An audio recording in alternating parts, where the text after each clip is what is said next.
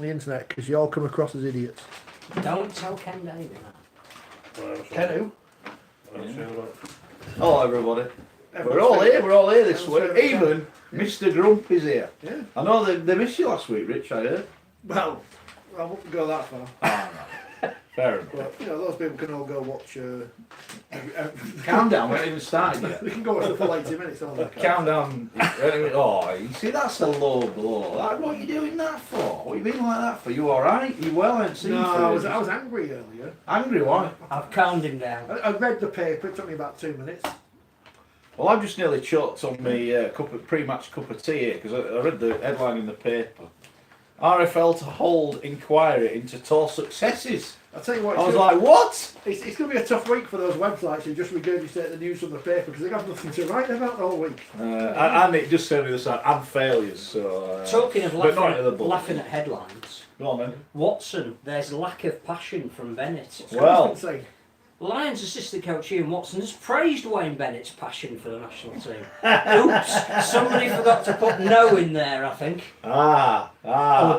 Did they? Yes. Scott's got a new job as a sub-editor. What's going on? Did they? Scott's brought his book again. I mean, this is the new Gary. I mean, he's got his flip-flops on because obviously it's freezing in Leeds. And he's brought his book. What have you got in your book? What do you want to talk about? Well, again, obviously, as I say, with this debate and, with the Wayne Bennett scenario and is he going to be coaching England? Well, what I've done is I've written down a squad of players, i.e. in all the positions, and also as well... Out of position? Well, the ones who are in the position for the fullback, and the loose forwards, the ones who are representing England, the ones who are representing Great Britain, and then also as well, which has been a massive, massive problem throughout the game since my days, Edward days, Bobby Goulding days, Andy Gregory days, regarding halfbacks, because as we all know, we're pretty clueless in attack, and we're looking, to play with that vision and awareness. So I've done my homework here. So yeah, when you look at the inquiry from there, I think I could give a little bit of help. I think I could give a little bit of help, to what inquiry? To Mr. Peacock, Mr. Sinfield, Mr. Schoolthorpe, Mr. Nansen, Mr. Wellens,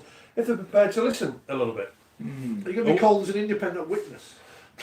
So this independent What could become the coaching czar? You could, if you speak to Kevin Nicer, because Kevin's conducting a review, but Ian under review, which is quite strange.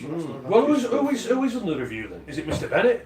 Is it Mr. Sinfield? Ralph Rimmer's got involved now. Do you know what? Why is Ralph Rimmer involved in a review on the international scene when he's been nowhere near it? Because he was on a scooter in New Zealand. Yeah. Well, I'll tell you what. So was a lot of people from Glory Days. So why aren't they on the review then?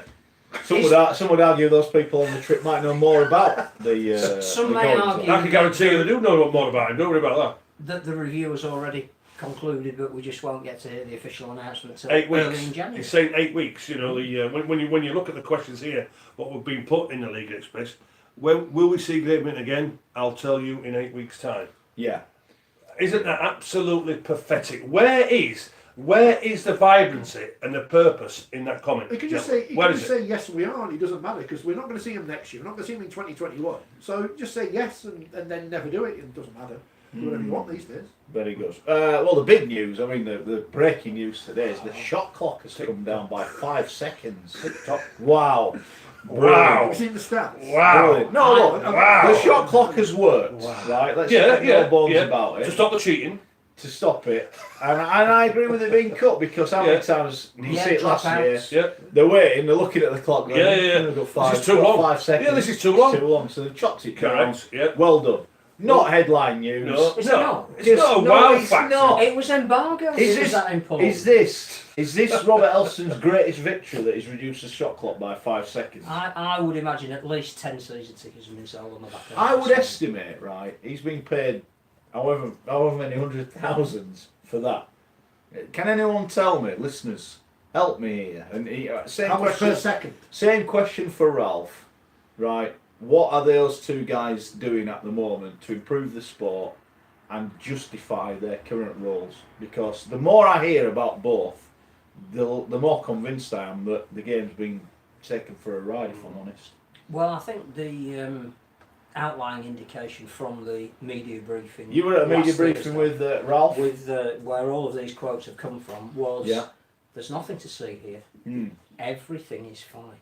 Yeah. which is absolutely disgusting. Was Which, that if, pic- which was that if you picture think that we've Iraqi just come club? back off arguably the worst tour in results terms that Great Britain have ever been on, when you're looking at the chasm between the standard in the NRL and the Super League, that an extra 5 seconds is not going to change. When you're looking at everybody in the game is talking about the length of the season and how that is harming our ability to put intensity into our competition, which is really what we need. None of that is being addressed. Okay, we'll have a look through the League Express have printed all the answers. We'll Yeah, have which a is look. good because We'll have a you look couldn't through go, those. and I wasn't inviting you, so we didn't have to go. When you say I because- couldn't go, I Well, didn't go. You didn't go. Yeah, there is a difference. I've got some The stats. cake on- was nice though. Oh, Did it a nice cake, was It it? was a nice. Very That's the good. best thing when I had a proper job when we used to go on away days and just have the nice Yeah. buffet. Didn't learn anything, but I'm trying to get into. Here it is. Strictly embargoed for publication until 9 a.m. Monday 25th of November, or in the trade papers last night if you download them. And like everyone does these days, nick out the bit about their club, put it on Facebook. Don't need to buy the papers anymore. Don't bother. 5-second reductions in shot clock times will further crank up the pace. And what? Crank. Crank. I think you might have misheard that. Might get more people in. And the intensity of matches in the Betfred Super League in 2020, following its successful introduction this year, when sadly no one got done for it, which was a shame. Blah, blah, blah, blah, blah. Following the introduction of the shot clock, the average game time in 2019 fell by more than 5% from 95 minutes and 59 seconds to 90 minutes and 47 seconds. Was that anything to do with less use of the video referee? People also be claiming how they're getting less for their season ticket money, season pass. And there was even more action packed in. An average of 417 passes per match compared to 348. Up by 20% more passing. That's good. How many of those passes went to hand? Yeah, how many were dropped? How many were forward? All forward at least. 650 tackles compared to 520 something. 4.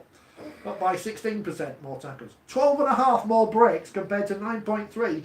And 7.7 tries per match compared to 6. Good for the bookies, good for the overs, good on the overs. The verdict of the viewing public has been positive, with 94% of fans in a Rugby Football League survey. Let me know. Ralph- Have you been asked? Have you been asked on this survey? This is like Family Fortunes, is it? Yeah. You've never met anyone. Family Fortunes was on TV for 30 years. Were you ever surveyed by them? Were you 100 surveyed- people yeah. said. With 94% of fans in this survey. If you say, I'll referencing- give you the money Yeah. myself. It was that time it was. They referenced the pace and intensity of the game as its greatest appeal, and supporting or strongly supporting the introduction of the shot clock, in addition to increases in attendances and viewing figures that have already been announced.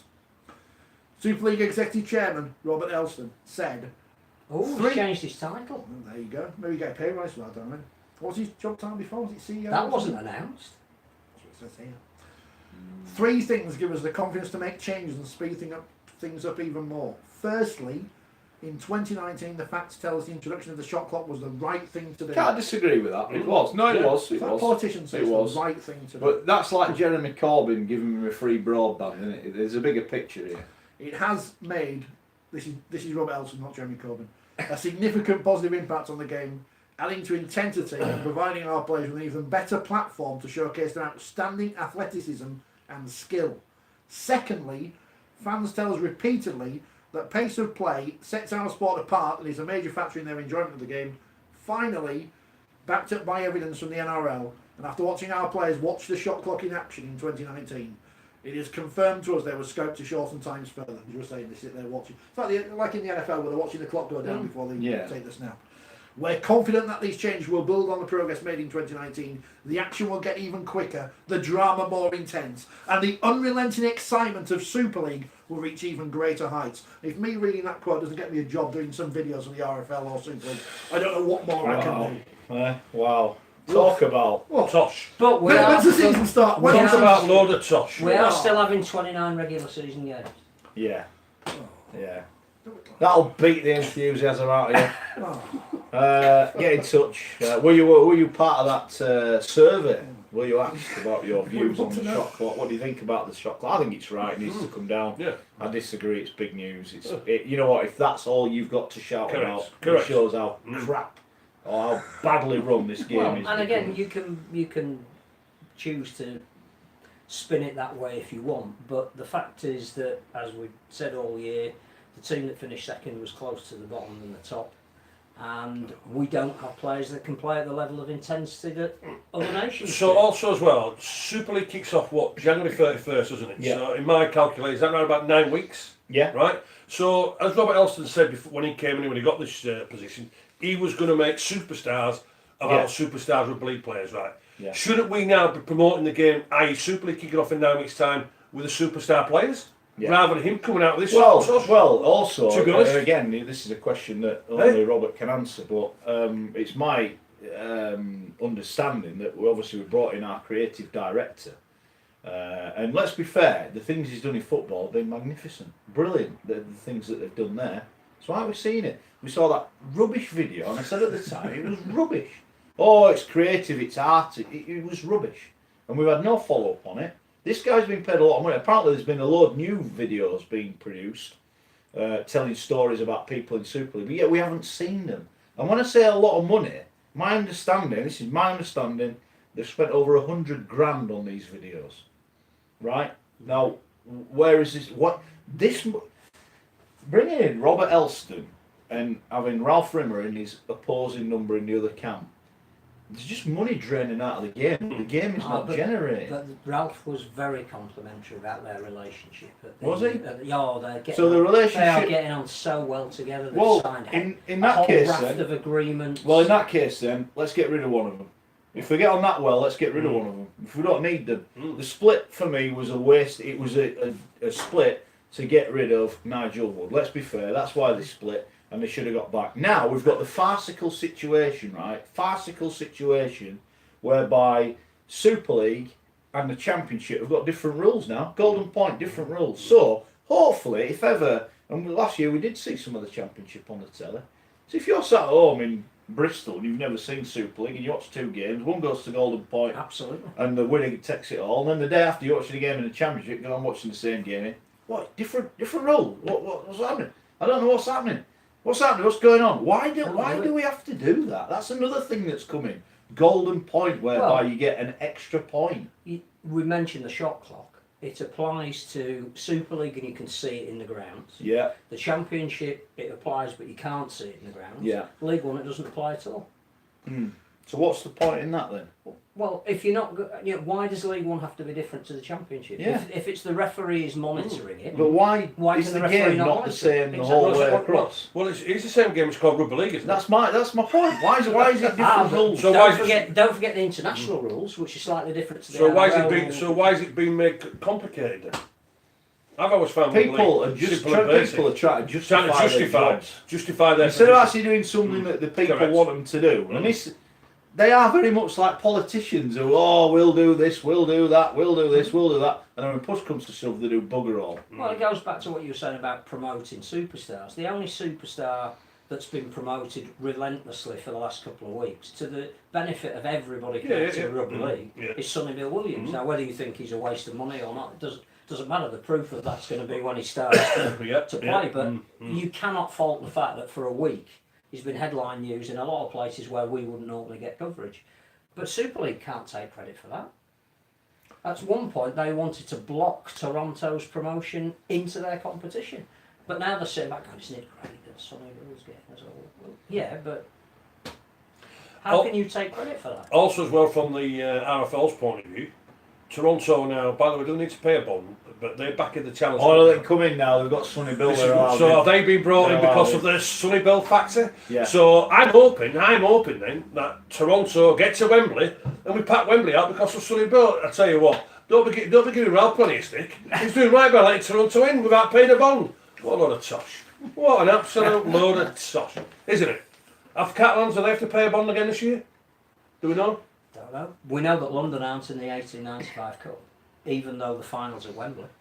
London would be quite good playing at Wembley. Would be. They're not going to. Not going to do. It's not happening. It's not happening. Anyway, what have you dirty Leeds people been doing? Nicking Cruz Leeming off the Huddersfield Giants. What's happening there? They've got Owen Trout. Has that deal actually been completed now? It's not been confirmed. So he's jumping ship, Cruz Leeming. What do you reckon to that then? Well, he's a quality player. when he concentrates on what he does best. But again, he's a little bit like Paul McShane at times. Macca's got a little bit better as he's got experience, but he always tries to come up with a champion play at times.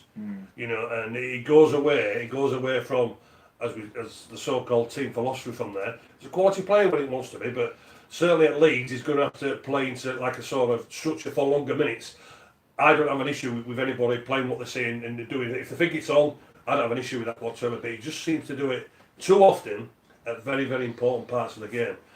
Are they getting a good player, Leeds? Certainly getting a good player, but I like Trout, to be honest with you. And I know Singleton's gone as well, and I'm a little bit surprised with that as well. So, but they're getting a decent player, but they're letting a good player go as well from there. But we need a hooker. Well, letting a young player go who's not really played Super League, has he? Well, he played 2, 3, 4 games.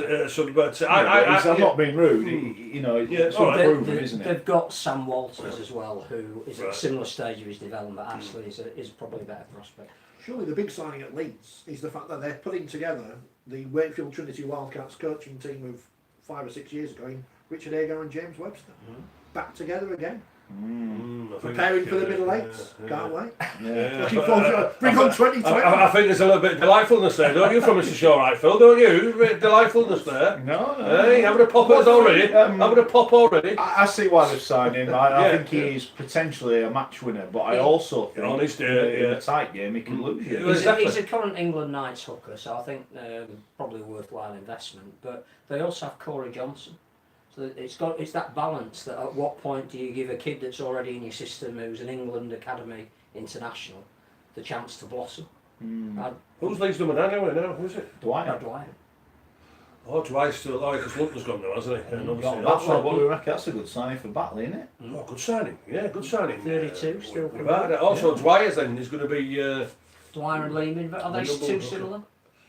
I'd say they are. Yeah. I think Leeming, a lot of Leeming's success is on the back of that O'Brien does the donkey work. Yeah, exactly. And does all the tackling in the opening half an hour, 40 minutes, and then he comes on and runs around. You might even find that Armila starts at hooker, or comes off the bench as a hooker. Wow. Well, he ain't going Are you sure about that? at the moment. I heard there's a couple of desperate clubs that are starting to Desperate. win. Yeah. Yeah. I heard there's a couple of desperate clubs. Keighley, Bradford. That's a bit harsh, Gary. That's a bit harsh. No, it's not. But Leeds have backed themselves into a corner because why you, if you've got any sense, going to go, how much you want for my... Oh yeah, here you go, we'll just go get it now. Don't need cash, you'll bring it along. Yeah, exactly. You're going to say, no, we'll wait lads, we'll wait. You need to get rid of him more than we need him. Listen, fair play, you know, Richie Marler when I said it, and I know I got plenty of criticism for it and what have you, but fair play to Richie. You know, he must have thought all his Christmas came at once when Leeds signed him, put him on a 3-year deal. Bingo. Did play better once Louis came in fairness. We have to say that. Well, Mark, right then, as I said, and I tried to explain it, and I say to Phil, he's not the halfback what Leeds required. He wasn't an organising halfback. He was a support player.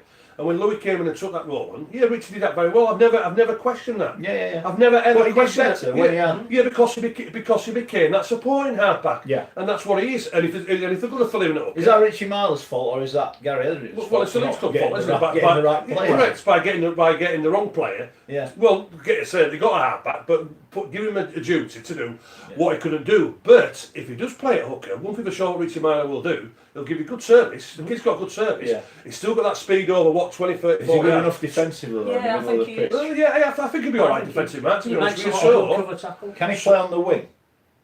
What for Great Britain? Internationally. What for Great Britain? What I'm saying, I mean, this seems to be the thing. He can't play.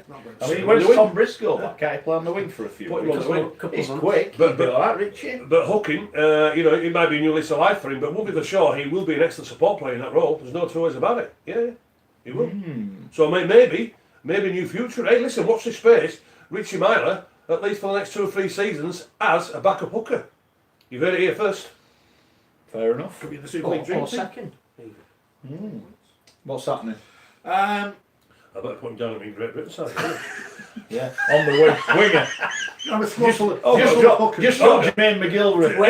On the wing, I've got Kaplan, Wilson, and Shaw right We here. are only picking half-backs. It doesn't matter where you play them. wing and prop. I can cover 2 positions. Ronald Saint says, with Singleton leaving, who are the props next year at Leeds? And Petru leaving. And Wellington Albert. Oh, has Albert gone? Has he gone, has he? Was he ever there? He never started, did he? Did you get a heritage number? Of course he did. Of course he did.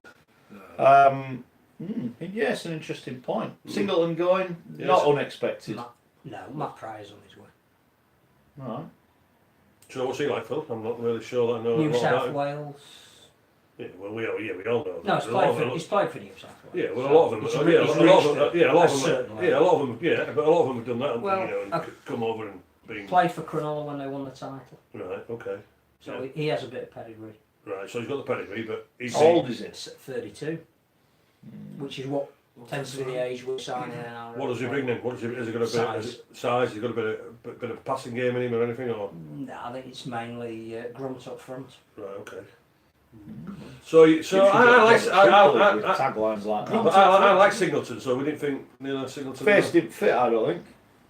My only worry was that he hasn't pushed on enough. That 2015, the opportunity was there for him to take over from Lulawai and Peacock. He'd learnt under the two of them, move his game forward a little bit, and we're in 2019 and his game looks pretty much the same.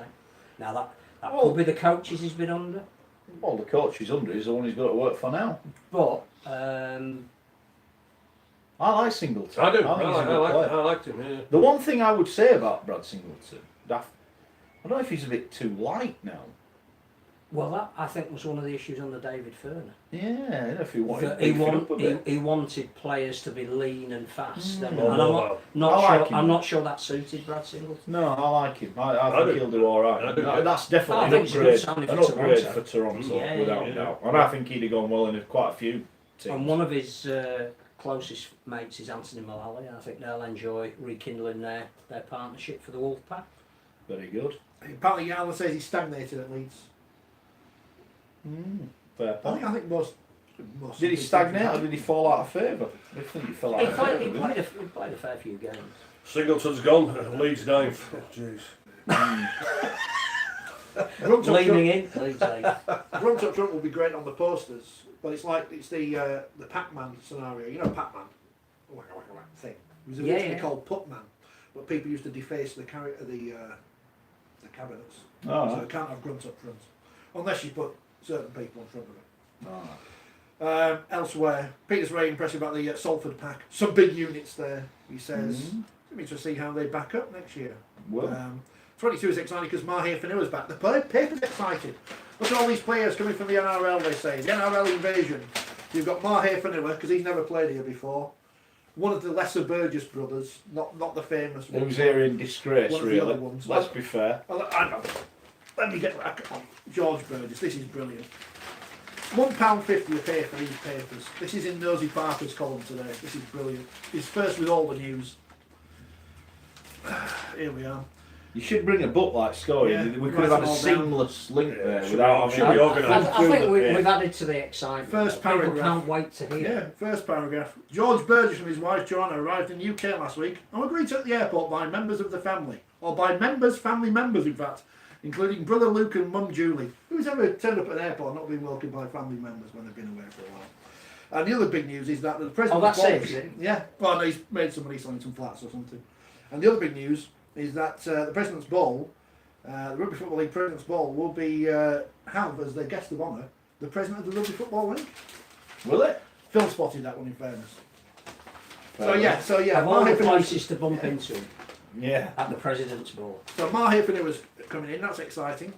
One of the Burgesses, not the one we've heard of. And George Widdop, who plays for England, who we've already seen. George would. George Widdop, he's coming over. Not Gareth. And Gareth Widdop. What, the brothers? Yeah, the Widdop brothers. Is George better than Gareth? Yeah. If If George was playing for Great Britain, that's the problem. I mean, squad numbers don't mean anything, but Gareth would have given number 7 at Warrington. Well, obviously, Blake Austin wants number 6. He's going to play standoff, isn't he? There. Well, So- Well, on the wing. Or is it the fact that all them kids that have already got a Blake Austin number 6 shirt and Warrington won't have to reimburse them by getting him a new squad number? Well, that's good Yeah. marketing, isn't it? Well, not really. We've been. Do you want to talk about the big RFL briefing yet? Or do you No, want to- carry on, yeah, No, let's because- carry on. because We're paddling here, we're paddling. We are. We're just following wherever we go, aren't we? We've just been asked about this. Someone asked because Phil was there. You could have gone, but you didn't bother. Yeah. I didn't go because I wasn't invited. And Scotty, he never invited to these things. Paul says the transcript was published in the paper today, which is useful because we all read it. Yeah. but no comments. Any view on this? I've got a view on it. Do you want to go first?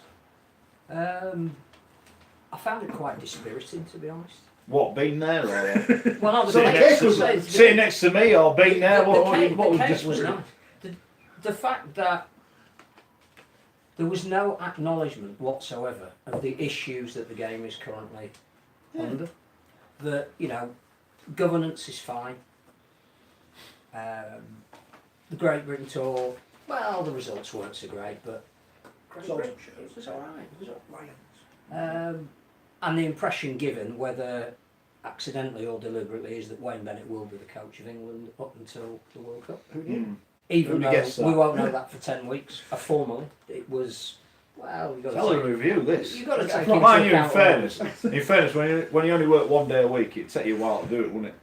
and then obviously the whole Bradford scenario where we were told that there was no need for an independent inquiry at all, because it's really great news that there's been a transfer of ownership, and the creditors are absolutely delighted that they're all going to get paid out, and they wouldn't have done if it had gone into administration. So wildly happy about that, and you don't need to investigate an independent board with an independent inquiry, otherwise where would it end? And you just think it's just not addressing the issue. But Ralph, as It's he not said last addressing in the the thing, said that an independent review would paralyse the organisation. Well, it only would if it found any wrongdoing. If there's no wrongdoing to find, and I'm of the opinion now is we'll give the people what they want. Ralph, let them let the investigation happen. If you've nothing to hide, you've nothing to hide. Let it go. It'd be the best. It'd be the strongest.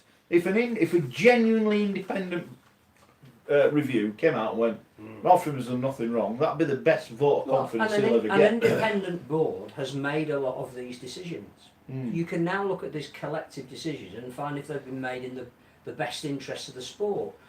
Just because the board that made them is independent doesn't mean that it shouldn't be investigated. No, I agree. What do you make of the no comment in the paper then? Am I putting you on the spot? No, not really. I mean, that's down to the people that own the papers. I think some of the reporters there were pretty incensed that they were being fobbed off, and there have been some interesting pieces in the Yorkshire Post from Dave Craven. I think Aaron Bauer wrote a piece in The Guardian that's slightly different to the pieces that are in the trade paper that he writes for, a little bit more critical.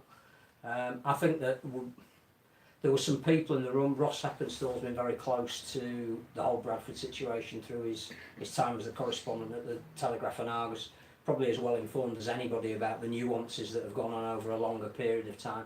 And I think that they all felt that merely to try and brush it under the carpet and say there's nothing to see here was completely the wrong way of handling this. What do you think is my opinion is, and I've said this before about a number of issues, is that Martin Sadler, who owns League Express, is one of the 2 weekly trade papers. Now, the other one, Danny Lockwood, we know is a good friend of Nigel's, saw him playing golf not so long ago together.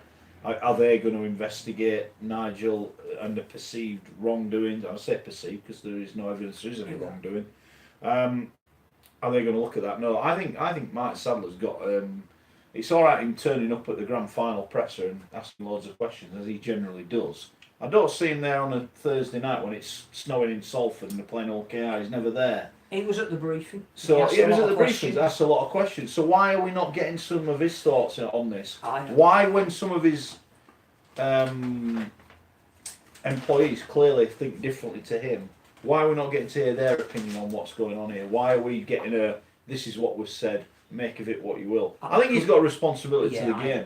He earns a living out of the game. He's got a responsibility to the game to challenge what's going on here. I think more than that, if we're all serious about wanting to get to the bottom of what has gone on, then that can only come from a proper journalistic investigation into everything. And nobody is trying to say that person was responsible at that moment and that's the reason why it happened. This is all cumulative. And the governing body is implicated in some decisions that have been made that with an independent inquiry may turn out to exonerate them completely from every decision that was made. You look at that point in time and say, that's why we did it, that's who was involved in the decision making process, and that's why they came to that decision. And it may well be that somebody who is independent looks at that and goes, I can see why you did it. With the benefit of hindsight, it might not have turned out Yeah. the way you expected But it hindsight to. is a wonderful But thing. what you've done Yeah. covers every single governance rule that you put in place. You perfectly. But there are things now that are happening whereby someone who is involved in the decision making to buy the lease of a stadium is involved in the running of the company that has the lease to that stadium. Now, you may or may not think that's vested interest, but an independent inquiry will tell you whether it is or it isn't. And if you don't have skeletons in the cupboard, you've nothing to hide. It's the same with. There are lots of issues about at what point in time is a decision made and who should be making that decision. And one of the questions that was brought up at the briefing was, is it right that any one person, whoever they are, however well-meaning and intentioned they are, can own a share in two different clubs, particularly when those two clubs play in the same division? Now, I would have said that is the very definition of conflict of interest, even if the people involved have the utmost integrity. To me, the decision to not allow them to do that comes from the governing body. The governing body's line on that is, well, we put it back to the clubs, and the clubs said there was nothing. Well, the clubs won't, will they? Because, if York hadn't got investment from somebody who already owned a share in another club, if Bradford maybe hadn't got investment from somebody who owns a share in another club, both York and Bradford may not be here now. And the governing body is taking the line of least resistance by saying, let's ask the clubs if it's okay that people can have a share just so we keep these clubs going. And to me, that's not the role of the governing body. That's what needs investigating. The principle is, no, you can't. You can decide. We're not going to push you either one way or the other, but you decide from your point of view, your investment money. We encourage you to put money into the clubs, but you can't have two. But also, when I look at the question here, are you confident we'll see a Bradford renaissance? Well, again, this is a bit of spin, isn't it? Ralph Rimmer, yes. Karen Morehouse. The Challenge Cup match versus Leeds looked fantastic. It showed there is still massive potential for a fantastic fan base in Bradford. Well, Leeds and Bradford are always going to get a decent crowd. No, I agree. But what it did show, Gary, I don't know when they last played Leeds, but it shows the less times you play the game, the bigger crowd you get. If you said Leeds are going to play Cass once in the next 5 years, people would go watch Absolutely. Again, so it's a spin. And then Rimmer. This has not been a disaster. The club didn't exist 3 years ago. They've been relegated and then promoted, beaten Leeds, had a transfer of ownership, got a substantial crowd against Leeds. That isn't a nightmare. Hold on. They've gone bust. They've gone bust, but also as well, after 2 years with Chalmers in charge and Graham Law, let's not forget he was a major sharer as well, they're 1.2 million in debt. What does that tell you? We haven't seen the third year yet. What does that tell you? Well, It's just absolute spin. So a couple of things from this quote from Ralph Rimmer. The club didn't exist 3 years ago, so everyone can stop pretending that the Bradford Bulls 2017 is a continuation of Bradford Northern 1964. For a start, they've beaten Leeds. Wakefield beat Leeds a couple of times last year. We're in a renaissance now. Leeds were crap at that Leeds point, weren't weren't very they? good. Leeds were. People are forgetting Leeds in 2019 were crap. Beating Bradford beating in them crisis means for most of the season. I seem They to were. Bradford beating them firmly. means Oh, those were halcyon days. This sounds strange, doesn't it? But results on the field are irrelevant to how well the business is run. You at the back, don't forget that you were told the Bulls were back. Because both trade papers went with the line that Bradford were back. And with no evidence bar one result. The truth because of, people aren't bothered to investigate things until it becomes apparent to everyone what everyone's known all along, and then they all jump on the bandwagon. but the truth of that Leeds result was put into context by the Halifax result. Where no one turned up. But that is a game that if Bradford were on the up, they needed to win to get into a semi-final. I mean, Halifax did magnificently against St Helens, almost regenerated a lot of interest in that club with the way that they played. Well, you remember That should have been Bradford. going back to the Well, Bulls, not should have been, but that could have I been questioned when they took an under-strength team up to Barrow, Bradford. because I said going to Wembley would have been more Absolutely. beneficial to the Bulls than finishing sixth in the Absolutely. championship, and that's exactly what ended up happening. I mean, I think, again, you mentioned Andrew Chalmers, and that's another reason why there needs to be an independent inquiry, because on the table at that point was more than one bid. Now, he was chosen as the preferred bid. If you've nothing to hide, tell us the process behind why. It doesn't take a huge amount of investigation, even using the internet, to look at Andrew Chalmers' trading history, inside and outside of rugby league. He clearly wasn't the best bid. Yeah. According to Ralph at the time, it was the least worst option. Again, that just needs investigating, because when did we become a sport that looked at the least worst? You talk to the players at the time who were briefed by an alternative bidder. That was the one they wanted to throw their weight behind. Just tell us why you chose Andrew Chalmers. And there may be a perfectly good. Why did Andrew rational Chalmers reason. come halfway around the world to lose 1.2 million in 2 years? And then walk away and go, it doesn't matter, lads, you can have it. Was it his 1.2 million? Because I think if I'd lost 1.2 million, I wouldn't be quite so Well, it might be more than 1. laissez-faire about going, actually, I don't want that back. We might find out one day. Well, you will with an independent inquiry, to be fair. Well, we can't have an independent inquiry. We'll paralyse the game. It's like the government, without getting into politics and anything. But when they say the government is paralysed by this one big issue that we all know about, but we need to sort it out, and they can sort it out themselves, but they don't sort it out, and then blame everyone else. Bradford is the fault of everyone else, apart from the people whose fault it is. But we can't find out who those people are because we're not allowed to. Well, I think one of the articles of association of the Rugby Football League is that they have to work in the best interest of all the clubs. Well, the other clubs are now saddled with a debt of £200,000 to mothball the stadium. Surely that alone is worthy of investigation. Well, is this now what's causing people to kick off? Yeah. Because it's for, and as I said, right, I said this last week, I think the fact that the RFL and the Super League clubs were involved at this time chose to pay off Nigel instead of looking at everything then. They chose to pay him off. They've allowed him to walk away. I find it very difficult you can go back over that ground now.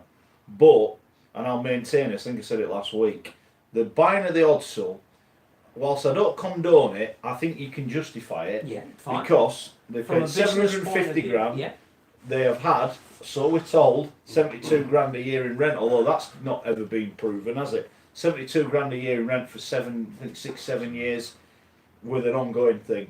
They'd have got the money back in 10 years, and you've still got an asset that's worth £750,000. That in itself is good business. The problem, and this is a question that can be answered, is who the hell allowed Chalmers to have that club without signing that lease? And that is something that I think now, if you're at Batley or whatever, going, I'm going to have to pay money or lose money to pay for that. Who made that decision? Because if you employ me at your shop, Phil, and I said, well, what it is, I've let this guy have 200 grand's worth of book. Don't worry, he's going to pay us. Don't be all right. And then next week he comes, I'm not paying you, and you're 200 grand out of pocket. You're going to go, Mark, I think it's time you got another job. Off you go, son. So that should have happened, and that ain't happening. And that is incompetence. That is incompetence, and that needs sorting out. Does anyone actually get? Do they have appraisals at the RFL? Well, because they can't have. Because if people did. People not doing the job would be turfed out, but they're not. It's unbelievable. But the other thing as well is they've only granted Bradford 1 year away from Bradford. But there is no indication at all as to how Bradford are going to move back to Bradford. I swear Bradford played Sheffield in the last ever game played at Odsal. Anyway, Ralph Remner stood next to a table here, scooters out the shop. Clubs to debate Bradford inquiry, says Aaron Bauer in this morning's League Express, who understand that, or they're aware rather, understands a word from previous days, aware of at least 3 clubs who are now going door to door to other clubs, like the Jehovah's Witnesses, can interest you in a public inquiry, saying that there is a large proportion of clubs demand it. The weight of pressure on the governing body will be significant if there is. Now the problem is why don't they push for a vote on no confidence? When Club X, because we don't know who these clubs are, go, hello, is that the Rams Stadium? Is Mark Sawyer there? Fancy a public inquiry? Well. What? So I mean, what? Do you think it's time has come for a vote of no confidence in Ralph? I think he's going to find that the stance that they took at this media briefing may come back and haunt them, and that to keep. I understand when you're head of an organisation, that organisation needs to go out and get sponsors. You don't want to paint the picture whereby somebody says, "Why would I invest in your sport? It seems like things are not going well." Which is my understanding is why they didn't make an issue out of getting rid of Nigel. They did it as though it's it's almost as if we keep telling you everything's fine, then you won't ask any questions that make out that we're not investable. My argument would be that sometimes you have to draw a line under things. You have to say, look, the most responsible thing we can do as a sport is acknowledge that we are at a crossroads in our time, whereby to be taken seriously by other sports, admired by other governing bodies, to have maybe external investors want to come in, we need to be seen to be purging and cleansing ourselves. Now is a very good time to do that. And that's not necessarily a weakness, depends on how you play it. But if you keep denying that there is an issue at all, and at some point that issue will come back and bite you on the arse, then all you can do is be reactive. We are never proactive as a sport. It's always like, is there a crisis today? Oh, well, we better deal with that. Has anybody rung up and complained about anything? No. Oh, well, let's all go and have a cup of tea then. Yeah. Interesting point in the thing about the Championship TV rights list. This comes back to something we've mentioned before on this show. The question was, what can you tell us about the current state of play regarding the Championship TV? Ralph, there was nothing on the table before for the Championship. Well, I thought he was talking to Channel 4. Did anyone ask him about that? There's been no formal discussions with anybody. So why was he? So why did he say he was disappointed that the Channel 4 talks got out then? So what you're saying is he made a statement about something that hadn't happened. What, like meeting the Hearns? No, this is a genuine question. Absolutely. So he was on disappointed that talks got that out, hadn't happened, but the talks hadn't out. happened. So there was nothing on the table, right? Okay. But now we've negotiated a position with Super League, right? This is good, and I said this at the time. Once they got rid of Nigel, they should have all come back together. As we said before, get the Championship on. They might have to play on a Wednesday or a Friday or a Sunday night. Great, get it on. The more the better. The more we can offer. That's good. So they're working together. So straight away I'm thinking, well, I don't need two of you doing the same job. We'll just have one here. Which one are we going to have? Especially when the RFL moved to Manchester in 2021, which is on the doorstep. Have they solved it all, yeah? Apparently they've got an interested party. Yeah. He's underneath the Bradford stuff in there. Yeah, all right, okay. That was one of the reasons for brokering a position in the first instance, because we need to maximise income streams. The world of broadcast and commercial can't afford to be selective about who it takes on. Also, we'll have anyone now. Get on free sport. We've had internal discussions about the Championship rights, but this will be a sophisticated deal, the one that is done. It will involve Super League and different parts of the RFL and the platforms we've started to develop. We've set up a media strategy group and are devising a programme that will take us forward. Bit late, I'd have said, as we're 2021 is looming. So basically put some more stuff on the app then. Say, hi Sky, I don't know who runs Sky. Hi Comcast, you run Sky these days. Hello Rupert Murdoch. Probably got his number still in the phone book. Can we put like the Championship games on the app? Because you got to show them on the telly. Because you only knew when it was drawn. So.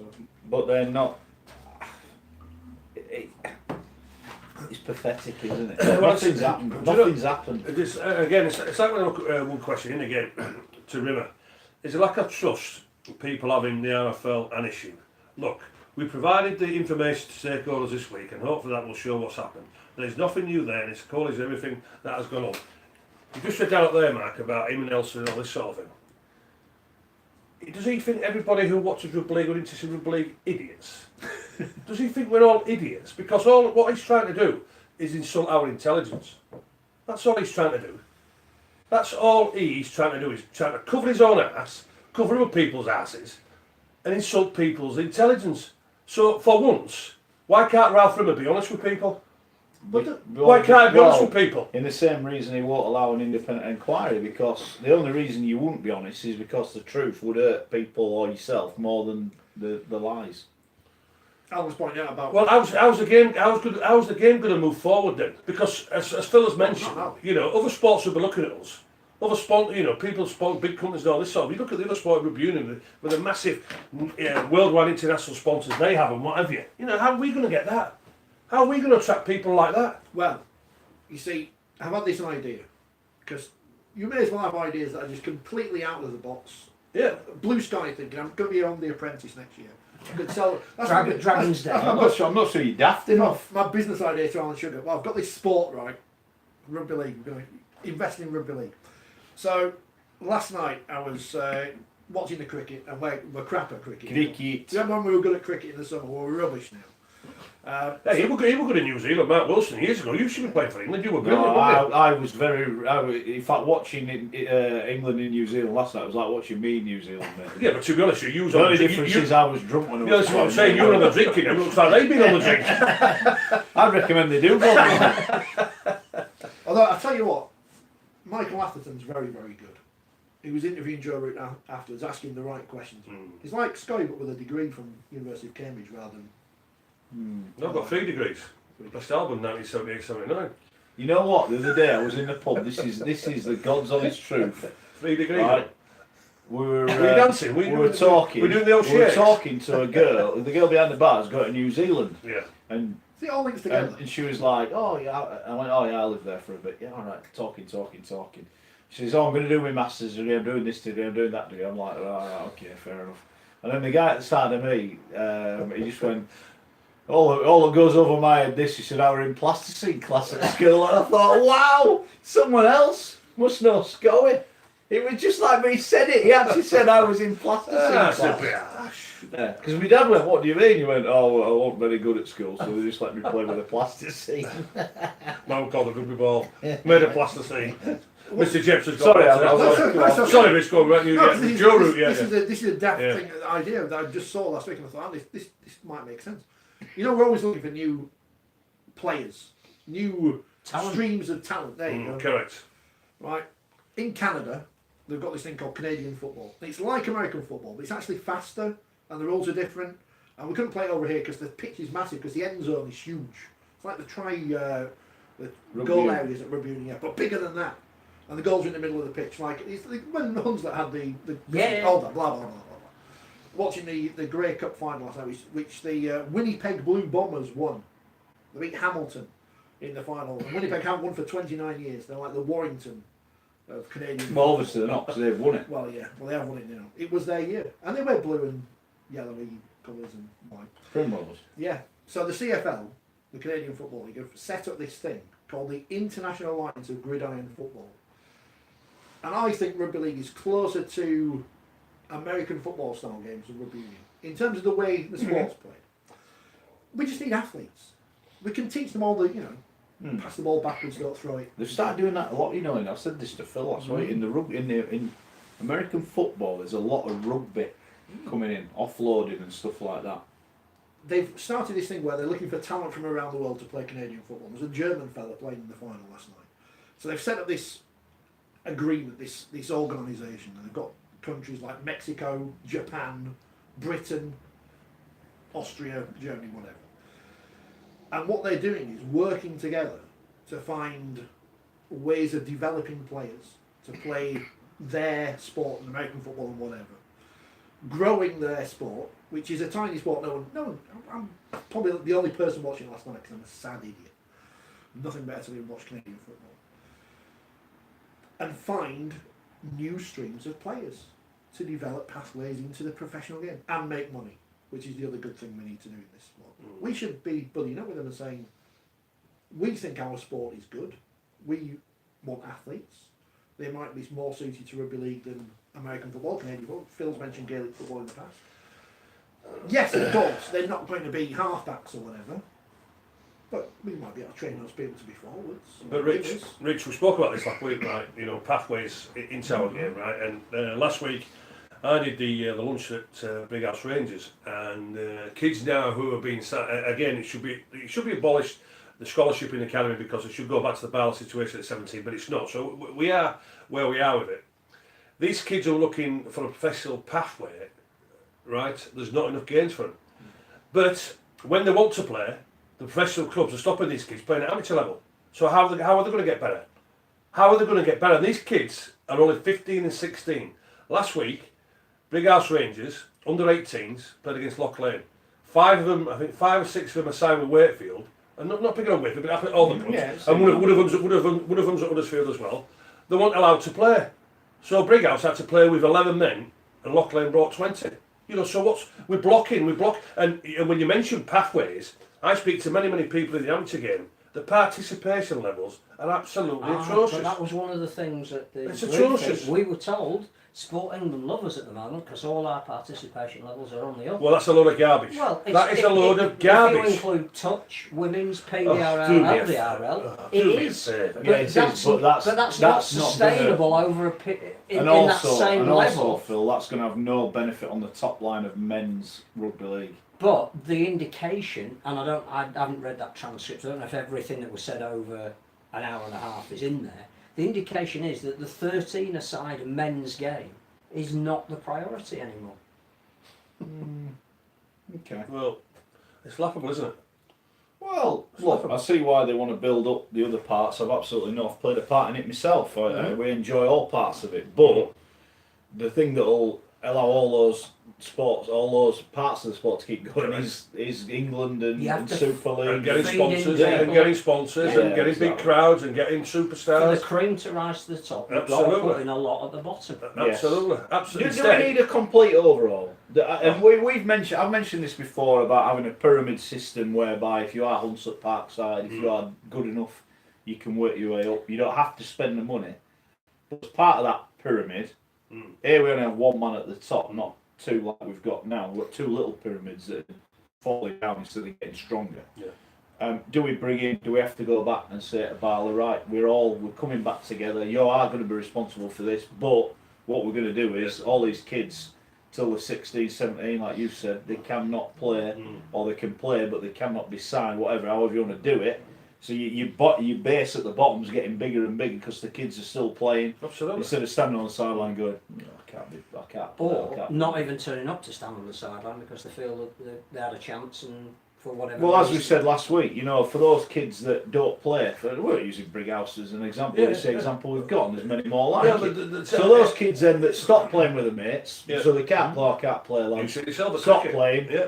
And then when they get cut loose, because they're not all going to make it, Correct. we live in a world here where you're not all going to make Absolutely. it. And actually- And then they go, you know what, I'll actually quite like staying in bed on a Sunday morning now, so I'm not going to play with And I'm that. going to go training on And that's Tuesday and another Thursday night and two this good sort of players that have got. But the fact of the matter is, these 18 and 19 year olds would be given all the false promises and all this sort of thing. When they're told, sorry, being not good enough, they lost to the game because they're absolutely cheesed off.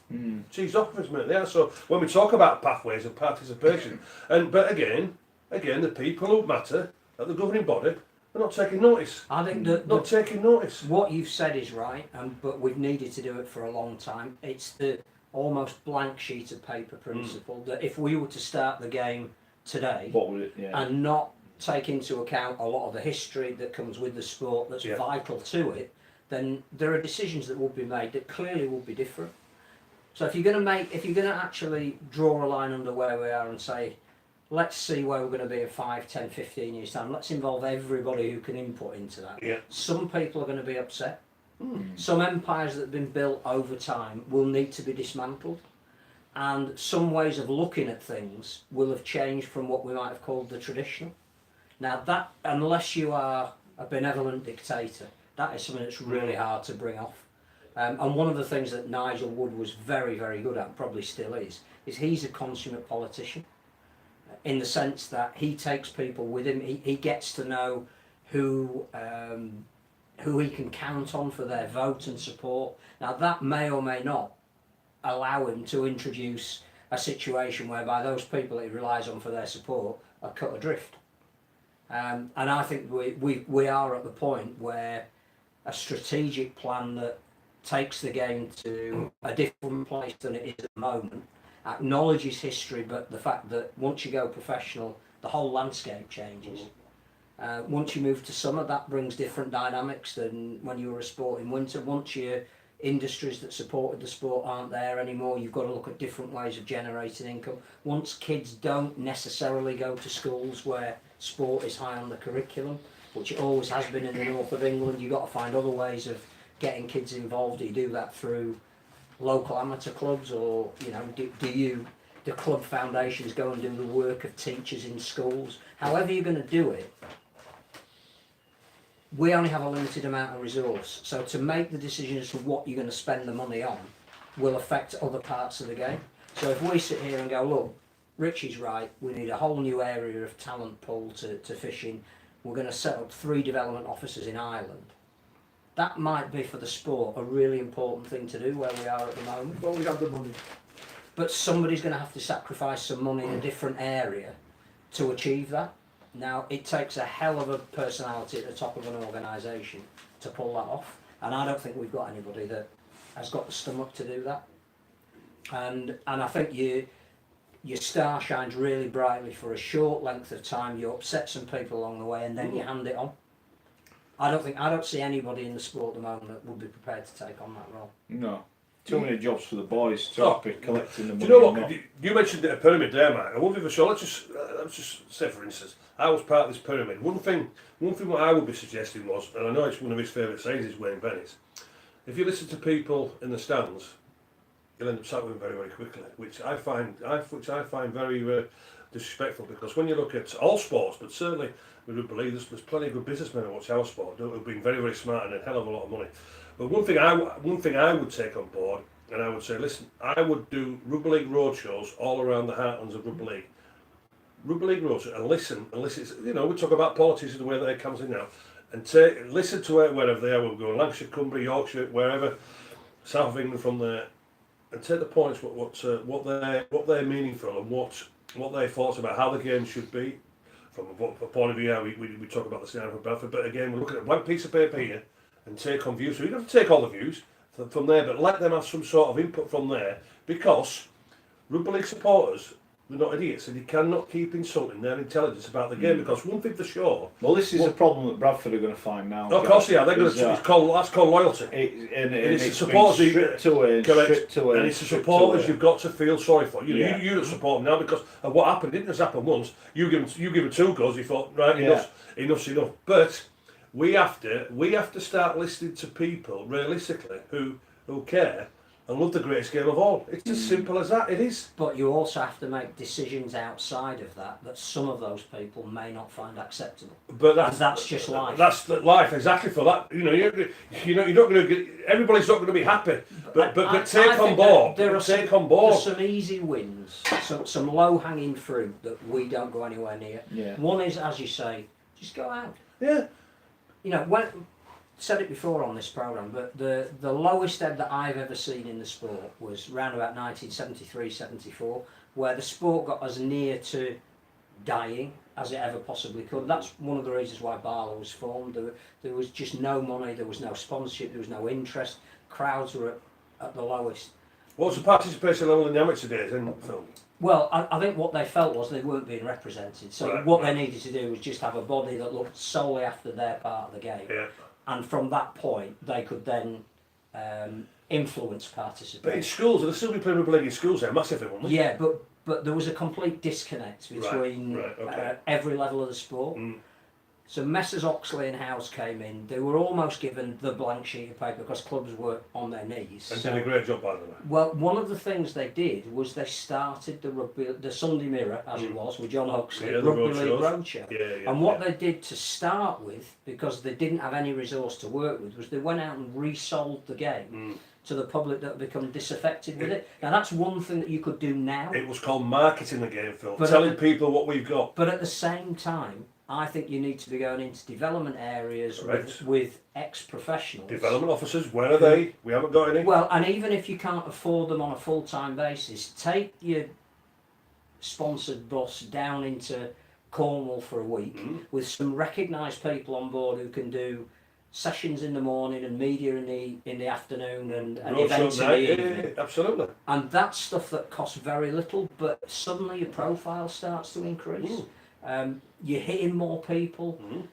We've got a difficult game that's hard to play. You need an aerobic capacity to start with, and you need a fair level of skill to be good at it. But what we should be starting with is just let people have a bit of fun with the ball in their hands. And that's what we've lost. The era of professionalism means that everybody has to be starting at a certain level, and if it needs 2 or 3 different variants of the game to get people interested, that's what we need to be. One of the things we could be looking at that doesn't cost anything. Yeah, all right. We're coming towards the end of the Nigerian Rugby League season. Oh yeah, how did the old boys from Bellevue get on? Lagos Haven. Yeah, Lagos Haven beat the States. What, Haven Holidays? Yeah, they are the champions of the southwest of Nigeria, and now they will play the Kano Gazelles in the grand final. They've also got a youth league going on in Nigeria as well, so it's all going on there. Thank you. The plan is to have, I'm told by the Nigerian Rugby League people, a domestic competition at the highest standard than the likes of USA and Canada, etc. And then bring the best talent forward to clubs, UK, France, Australia, so on and so Well, forth. for the first time ever, they've got a world ranking. Which is good. Just above Great Britain Lions. So well Where are they? I think the 30th. 30th, are they? Hmm. Who is the lowest ranked nation? England. I believe it's something like 43rd. It'll be. Who is it? Are we adopting them as our team? It was on Do the we? press release that came out last week. I can't I didn't get the press remember. Was it Latvia or something like Chris has asked us. So you support Nigerian Rugby League anyway. They seem to be doing things the right way. Mm. I don't know. Anna gave me a shirt for disclosure. Chris, Why didn't I get one? I don't know. You haven't supported him enough. Chris says, will any championship teams playing before Super League games be shown on television in these double headers? No idea. I tell you what, I was really annoyed at that double header. You know, Leeds and Wakefield, great, love them, right? Now if they've got to sit through Dewsbury and Bradford, no thank you. I don't want to be anywhere near. What do you think? The Bradford fans will think about that going to England for a double header. that. And Middlesbrough game. I I don't, don't know. I don't understand it. I I don't, don't. understand it at what all. I don't understand, it's a Sunday afternoon, isn't it? So Gary Henderson said that it's difficult to do double headers on a Friday involving the women or the PDR or whatever Yeah. because it's a Of course Friday it is. and they work, Yeah, right, yeah. right. So it's a Sunday afternoon. You've got a women's team, you've got an academy team, you've got PDRL, LDRL, whatever, and you're choosing not to promote them. And granted, we don't know when the fixtures are for these teams, so that's fair enough. But I'm sure you can manipulate them. We're choosing to promote a championship But fixture again, which no can one I cares just jump? about. Can I just jump in there? Just think Oh, right. if Super League, who run Super League, were in charge of the Women's Super League and the PDRL and the Academy, so that all these teams. Exactly. So when you get your you know, if you're in Super League, you say, right, okay, we understand Catalans and Toronto might not be able to bring academy teams or whatever. But then you say, right, funnily enough, when Cas play Wakey, there is the Cas women and Wakey women, there is the academy game, there is a reserves game, if you've got reserves, and you can all play on Sunday or whatever. Like And they do in do that. Australia. Yeah. So but then that comes down to good because then you've got, oh well, they can't do that day or women can't kick off I that just- time because we haven't got any referees. I just don't see Toronto Cats. I can completely understand that because Toronto can't play their games at home in the winter. Yeah. And And the they're- women's and the PDRL game is not kicking off at the beginning of February. And Toronto have got Sonny Bill Williams, and there's a bit of a factor. Oh look, Toronto, they're popular, and exciting, and new. I just don't understand why. Who cares? You see, I don't want this to come out the wrong way because people accuse me of being anti-Bradford or whatever. Get on with it. Bollocks to them, yeah. But I'll tell you what, Don't care anymore. when you mention the Who Sunday, cares? Why would I That's pay? on report. Why would I pay? That is on report. Why would I pay extra to watch Dewsbury versus Bradford or turn up early? to the watch thing Dewsbury I don't Bradford? understand about that game is if ever they were going to get a sellout at the Rams Stadium, Exactly. it was Yeah, when, yeah. it was when the tenants were playing the So landlord. if I pay I my don't money, get right? So I'm a Wakefield fan. I go to Wakefield and buy my ticket. So a percentage of that goes to Wakefield because that's how it works with buying away tickets. How much of my money is going to Dewsbury and Bradford? Well, Why are Leeds giving money to? But I why- think why- there's another principle why- here why- that was highlighted again at this briefing, and that is that one of the things that has been said about the Great Britain tour and its failures was that we're not prepared enough, and that certainly compared to the Southern Hemisphere teams, the Pacific nations who've now got the Oceania Cup, that is improving them. We have got nothing similar here. All the more reason for us to have a mid-season international. So the fixtures are out from Super League. They start at the end of January. They go to. Next Well, do you remember when Robert Elson said, "Oh, look, fixtures only having 1 year. It's a stopgap." But we've got the Oh, we've got fixtures. them again. Oh, right, we've got them again. We know everybody who's playing on the weekend of the 21st of June. Yeah. Those fixtures are out. Yeah. We're now being told by a different governing body that it's vitally important that England play a game that weekend. Yeah. Not only are they playing a game, but the likelihood is they'll be playing a game in the Southern Hemisphere. But the RFL have no jurisdiction over the clubs to release their players. No. So how do we know it's going to be? Surely you've got to coordinate that. and build that window into your. Well, as we said about the Lions thing, it's been written on the back of a fact packet. So We need another game. Wayne said we need another game. Probably the one thing he's got right this winter. Right, we better get one. We've known that. Yeah. We had a mid-season international 2 years But ago. again, it comes when we down to played the Samoa. fact that you've pyramid. Yeah, exactly. Where does everyone sit in it? And who's in charge of what? So we're at that briefing, and Ralph's going, "Well, we're talking to the Super League clubs. No, you've got no jurisdiction over the Super League clubs." Yeah. If they You turn gave around and that go, you want X, Y, and Z? Well, you're not having it. Or we'll only give you one player from each club. And you go, "Well, that's hardly Great Britain or England, then, is it? It's not Yeah, representative but that's of the what we're problem trying that to they've got. And again, it's written on the back of the fact. You cannot do that once You know, the but fixtures again, are out. all right, we'll turn it on its head. The man who runs the international game, right, Who has no connection to the Bradford is ball. Nigel Wood. What has he done about establishing a calendar? What has he done? Should it not be? And again, you know, we talked and we mentioned this last week when the NRL have their state of origin, everyone else plays. And if that's how we do it, and Australia don't play, then so But that's great. be it. That's Whatever it is, so be it. But that needs forward planning, and that needs planning out. Right, these are the 3 dates, and I said you need to mirror it. There's so much wrong at the top end, and I'd ask the question. I say it now. Robert Elston, he's been in the job a long time. What, nearly 14, 15, probably 15, 16 months? Close on 18 months, not far off. What has changed in the game? Nothing. We've got a shot clock. It's faster. We've got a shot clock. There's more passes. Great. We've got a shot clock. Oh, hold on. We've got Man of Steel Yeah. All cosmetic. gimmicks. Yeah. Oh, Thought of a better phrase. Well, a great word. Gimmicks. Here's David, and David hits the nail on the head almost. He says, "I love watching the Union Internationals. The Six Nations and Autumn Internationals are fantastic. The Union club games do not interest me. League is vice versa. People will buy into a shirt with a country's name on. People would have watched the Davis Cup at the weekend because Great Britain were playing in it, even though they don't care about tennis. Yeah. And then not watch the final because they don't care about tennis. I agree with that. So, And I'd even go so far as showing the European stuff, David. I watch that because I think that European rugby is as near to rugby league as you'll ever get because it's played slightly differently. here's Martin. Back to the double header. Does it come down to the fact that more fans' money will be brought in by the Bulls Dewsbury game than opposed to a women's game would bring or whatever? My point is, with all these things, PDRL, LDRL, women's, whatever, they are offshoots of your core products, which don't cost you much anyway because you're not paying the players. So why not promote something you actually own and perhaps might get more interest in the future going forward rather than promote something which you have. No one's going to, who watches Leeds or Wakefield, is going to turn up at that game and go, oh, I might go watch Dewsbury next week, or I might go watch Bradford, because they watch their own team. But they might go watch their own team in a different kind of thing. And that's my point about this whole, I just don't understand.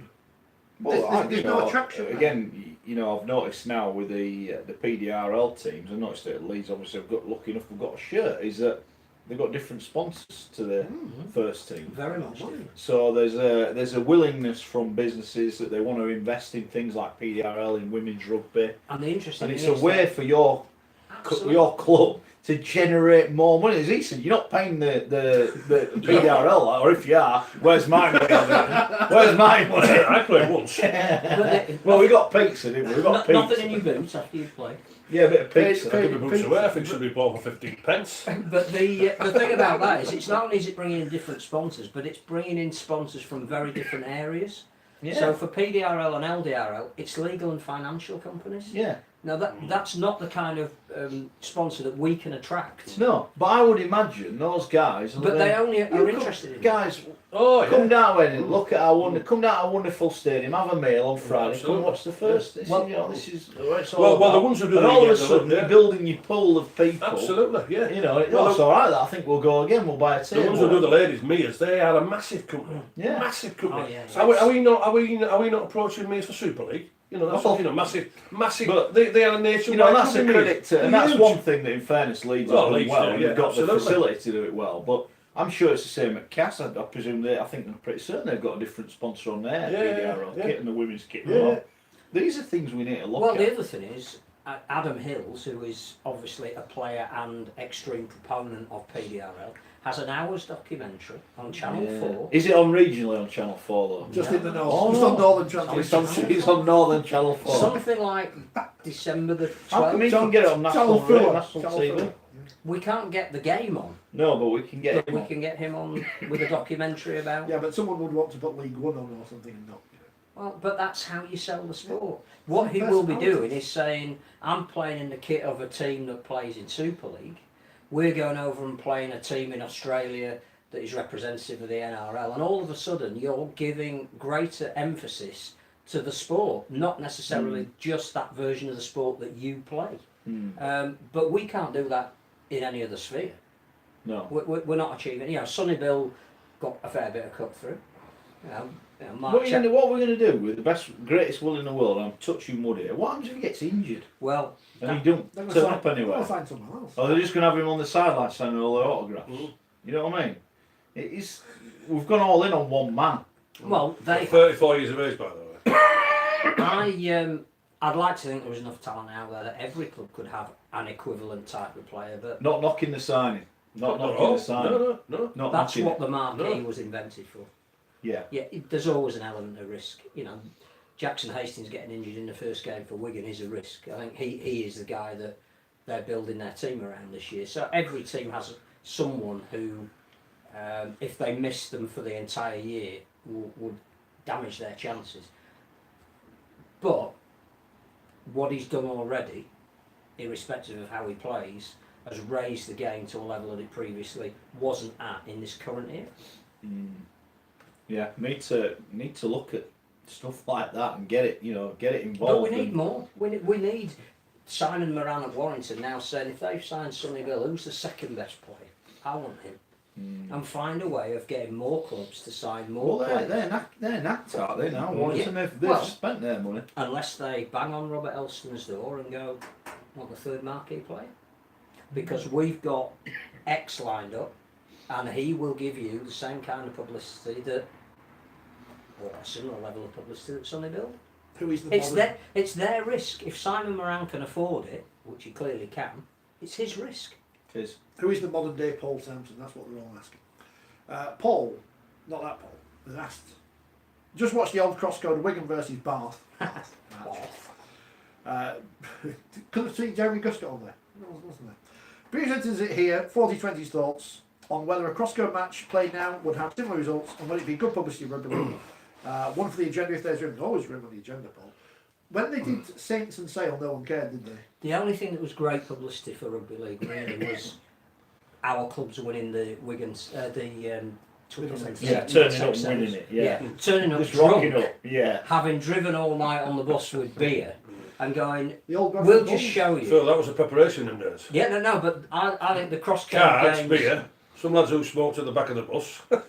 the cross-code games proved what we knew, that rugby union clubs were better at rugby union than rugby league clubs were better than rugby union clubs at rugby league. What the Sevens did was show you skill levels. Correct.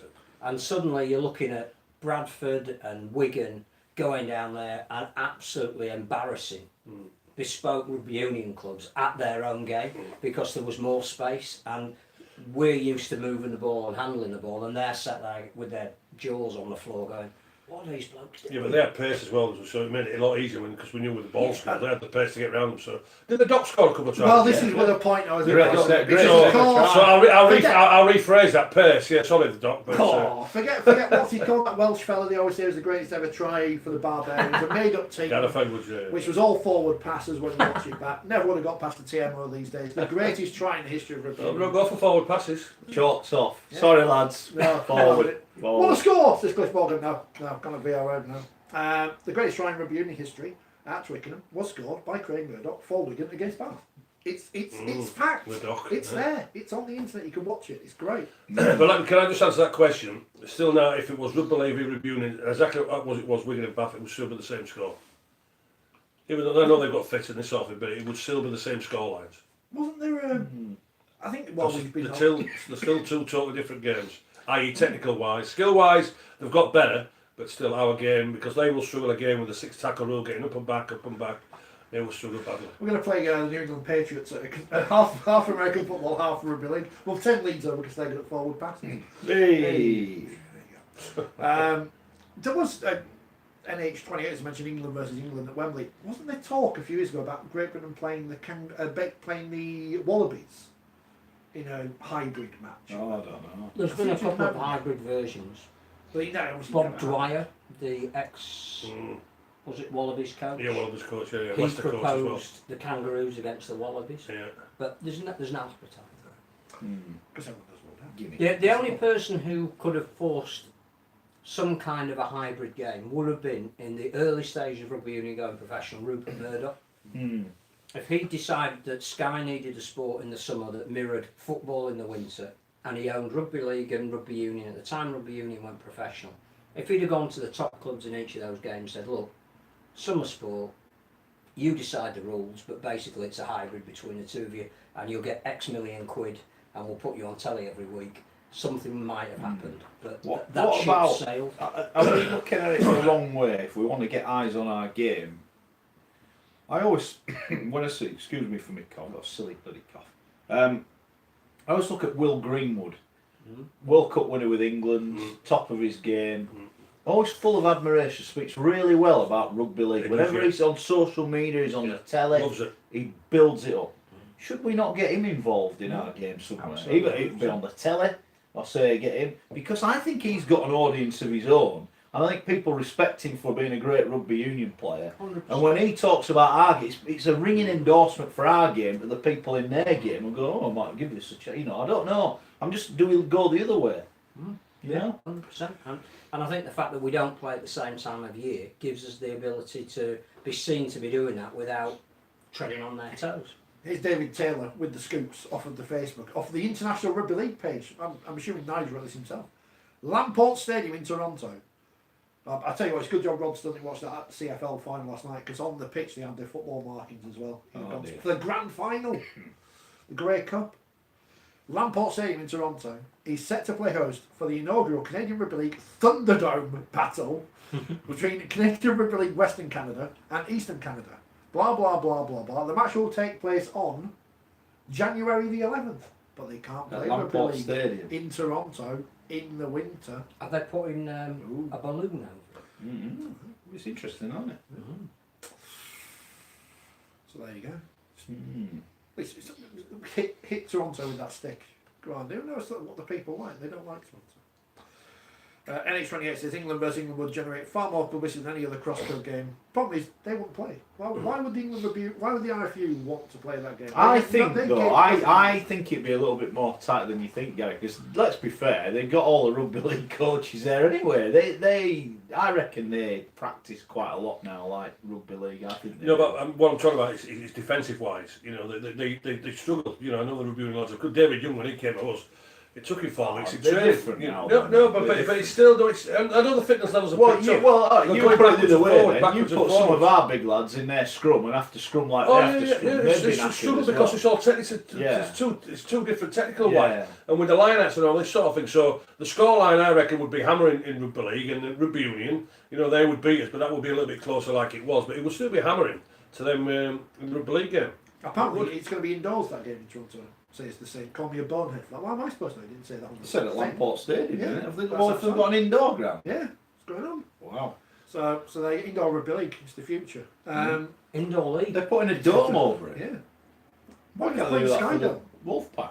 Yeah, big dome. It's a genuine question. I don't know. I don't know what the crack is. They prefer Manchester to. Valentine Holmes back in the NRL. Didn't quite get there in the NFL. What do we think? Great player. The experience of being in the NFL won't have done him any harm. Seem to remember, didn't he score 5 tries in a game for Australia? And 5 or 6, it was all against France as Samoa. You could have scored them for, to be honest. I'm not sure I could. But so he's back. He's surprised no one went for him, or has that happened without anyone knowing? I think Toronto did inquire. I think that they felt that somebody who played in the NFL and had a bit of a profile in America would be a really good signing for them.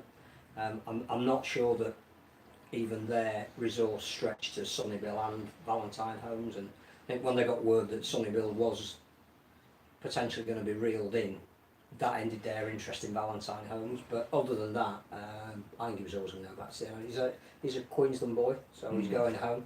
Yeah. Great signing for the sport. But I think he, in the limited amount of time he had over there, which just shows you how hard it is to transfer what clearly are undoubted skills to a different sport. It's great to have him back. You know, the more superstars we have in our game, the better. Just as long as we don't have any players like the Washington quarterback who missed the final play of the game yesterday because he had a selfie with one of the fans. Yeah, I saw that. Yeah, Because Washington actually won a game. They won like with about 30 seconds left. They got the ball back. They'd won the game, but the quarterback was in the crowd having selfies, and they had one more play. So they had to bring the sub on. The sub went on, and they asked the where was he? He went, well, we don't know. We'll have to find out. But he was in the Are they having an independent inquiry? No. Yeah, just look on the telly. He's there, look, I can see him. Valentine Holmes, he'll certainly solve the full-back problem more. That's his best position with the speed and what he's got. And it's been a problem on it because obviously with the Barber situation last year, massive hole left. So yeah, welcome back to Rugby League. I don't think he'll be far off being in the Queensland side again and knocking on the door for Australia. Even though they've got Tedesco from there. Just what we need, Australia having another world class player. But no, it's good. It's great. Just ban them. The Australians, just in general. Terra Torn even says, what other game has the imaginary issue of being taken seriously by other sports? Do we worry too much about whatever? No, I think there's a huge amount. I think, like you said with Will Greenwood, there is a huge amount of goodwill. Yeah. For the athleticism and skill of rugby. How many footballers love Rugby League? Every Friday. But this Wayne Rooney, Ryan Giggs. But this is why. So why were they on that video? When we're talking about Robert Elson, what he's doing to promote the game, we go on national radio. The guys that watch it love it. Love it, absolutely. But yet they don't watch it enough. How do we get it into their remit where they're we've watching said it all this the time? before, that Sky tend to own a lot of football. So they go to every press conference every week, and they own virtually all of Rugby League. It wouldn't take a huge leap of faith once you found out, you know, Jurgen Klopp watches a bit of Super League on a Friday night when he's in the telly, for one of the questions at his weekly press conference to be, so it's Wigan tonight in Super League, do you reckon they're going to beat Warrington?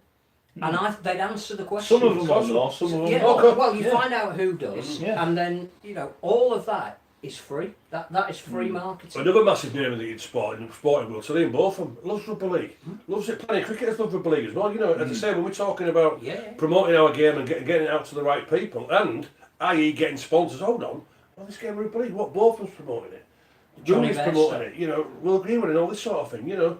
But do you know we're sat here, us four coming up with ideas, and why aren't these it's people... amazing what he's chatting about on this show. It does actually happen a lot of it. No, it does. I'm not saying. But what I'm saying is, man, we're just sat here now as though we're sat in a pub having a conversation. What have you?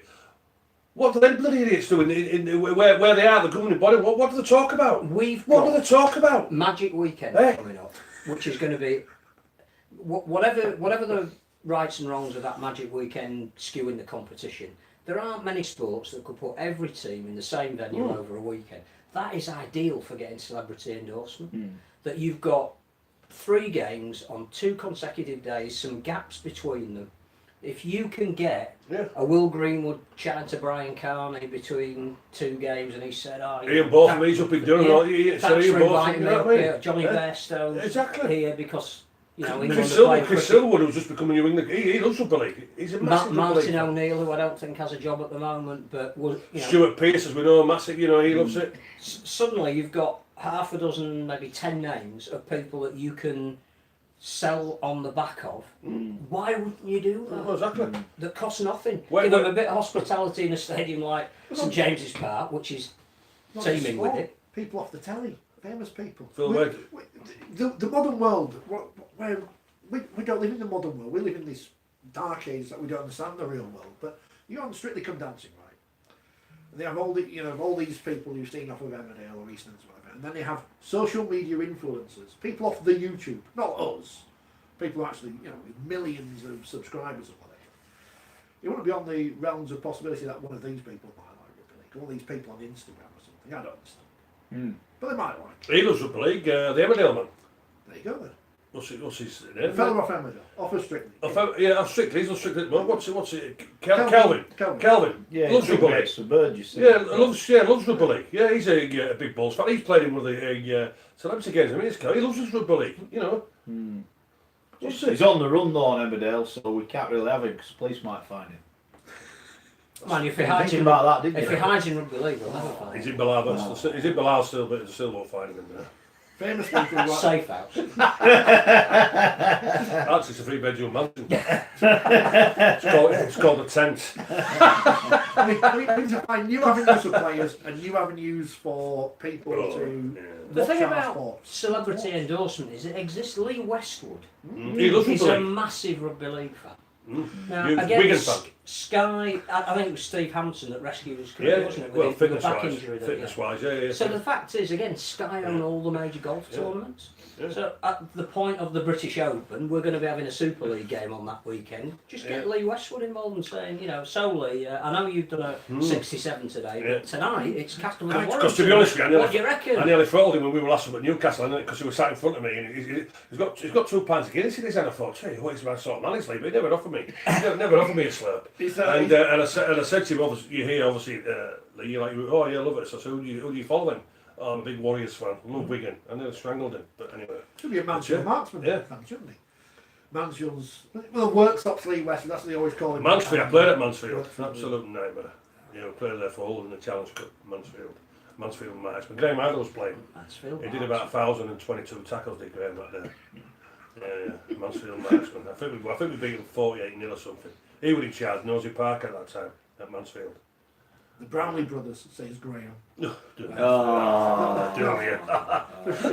Bradley Wiggins, is he still? Are we still friends with him? I don't know. Tim says the Challenge Cup fan always had a row of famous Northerners: Bird, Carkey, Cribbins. Colin Welland, etc. Yes, but we're talking about other sports. Yeah, Mm, not sport, Northern exactly. people. Northern Well, people not in some Northern of them are Northern, but it's the fact they are at the top of their game in their sport. Can you remember years ago, it was the biggest marketing ploy what they did in the NRL when they got Tina Turner? Have you seen 30 years ago. Is that 30 They're bringing it back.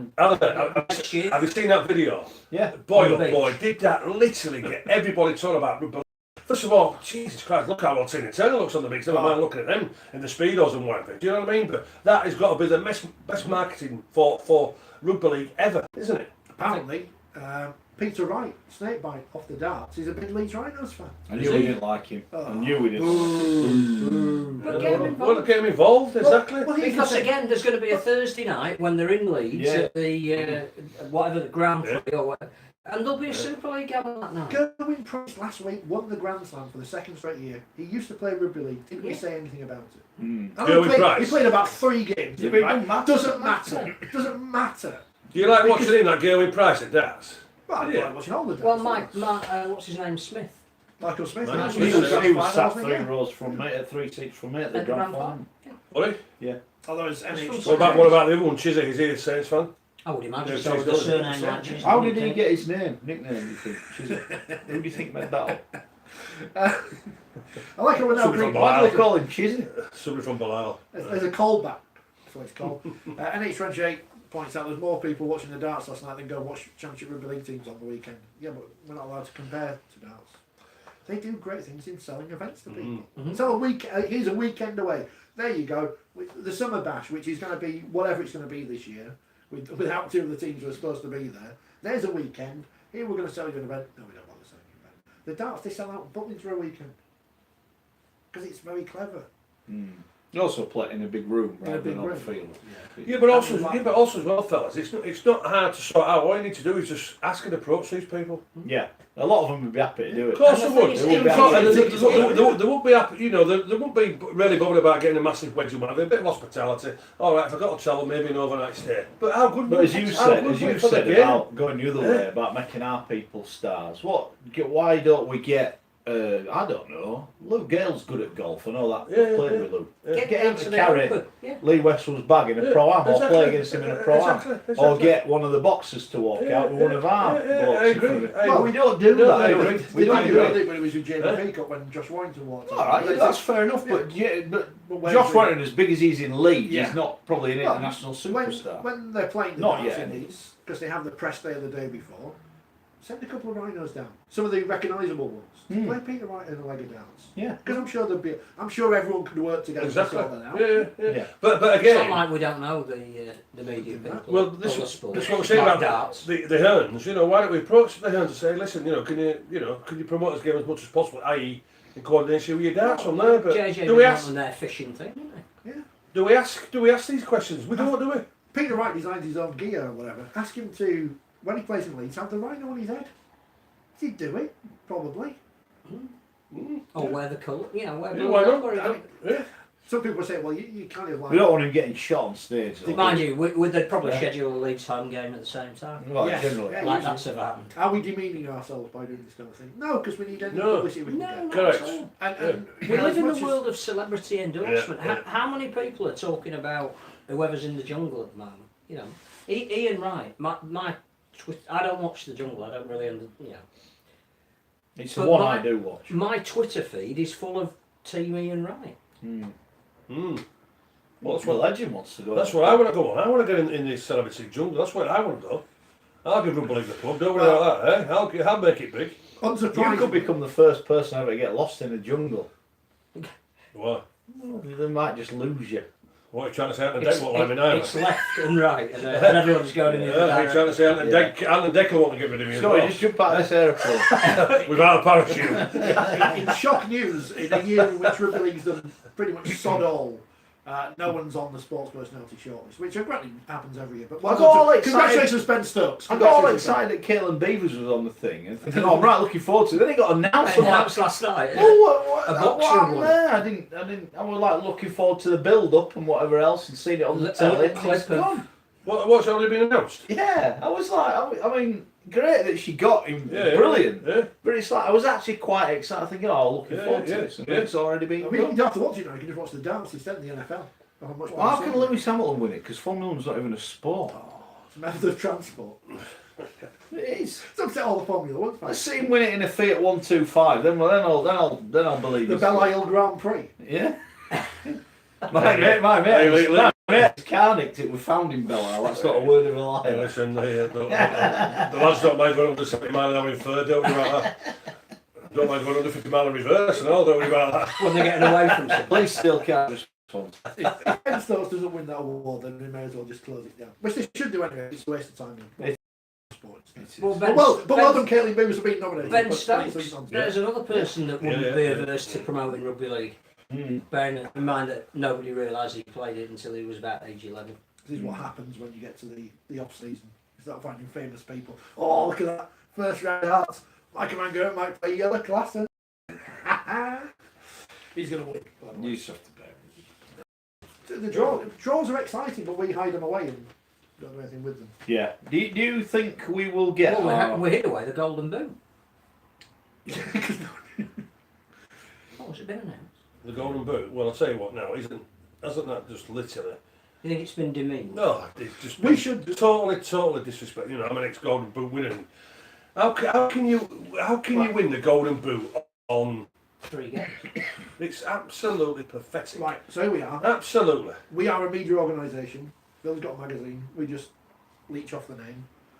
Who is the inaugural? Because this is what we did at Race of the Year. They set up an award, which he didn't win in the end. I think Zach Harnick won it, didn't he? Who is the inaugural 4020? Who is the inaugural 4020 live Rugby League Player of the Year 2019? Yeah, that's a fair point. Because we can say, it doesn't matter. We don't To send us a include not certificate. just domestic performances, but All international, Rugby League. International, James Tedesco. No, Simple. all Rugby League in general, all of it. James Tedesco. worldwide. Yeah. Whoever plays for Lagos Haven was man of the match. You know, James Tedesco. but the say for the Golden James Boot, it's Tedesco. just literally being totally It disrespected. was bought by It is. the International Federation to only apply to international games. Well, unless you've got a calendar, going right back to what we were saying, that every nation plays a certain number of games every year, and you know that they're going to be playing over a period of years, you can win it by playing well in 2 matches. Oh, that's a joke. It's an It's absolute joke. It's It is. official. James Tedesco is the 4020 live player. Is he? I'm going to tweet it out now. Is he on Is that the Twitter? silver boot winner? No, it's No, just it's the golden sock. You can have the last biscuit. There you go. You can have the last Well, biscuit. that's well, a game involving It's like our last roll. We'll have a golden sock made to go inside the golden boot. Fair. Which he hasn't. Well, we've got a golden cap. Oh, Yeah. no, we haven't. I'll get one off Wish. No, we haven't. We haven't got one. It's a yellow cap. We need to. Yeah. We need to sort that out though, because that needs to be that is a wrong that needs to be righted. Who was it the other? Because I raised this point when the Tongan International 11 played England, and the England players were given caps for that game. Great Britain rather. The Great Britain players were given caps for a game against an invitational side, which is the same as the rest of the world side. I know it was Tonga, and we all know it was Tonga. We all know it was Tonga. Knock on. But you know, knock on. We've got to find out if James Tedesco. Well, I'll read it out. Go on, carry on, and I'll read out a message what I got from that when I. From what? Got my 50th cap about this because I got phoned about James Gray making 50th cap or whatever. Anyway, so we'll look about this. I have actually. I'm tweeting this now. This is an actually official thing. He won't get a trophy, but he's. We're all agreed that he gets the gun. Why don't I have enough Silver sock or whatever. knowledge in these things? Yeah, anyway, I've just got a message from my mate Craig Pocket. They've got a reunion for Loch Lane on Sunday, so if you're interested in Loch Lane on Sunday, You'll be there, but you never play Loch Lane, but you'll go anyway. Get that. That's I'm speaking, but anyway. You're speaking. The Loch Lane, what a site house. Look, the love him in cap. So get yourself down at 49 cap. Go for that. Get yourself down at Loch Lane, right? Let me just read this out why I didn't get the 50th cap when and I say I mentioned it last week. The U with Al and you listen, just ripping into the rest of the world side on the photograph. So I inquired about that because I got a phone call regarding.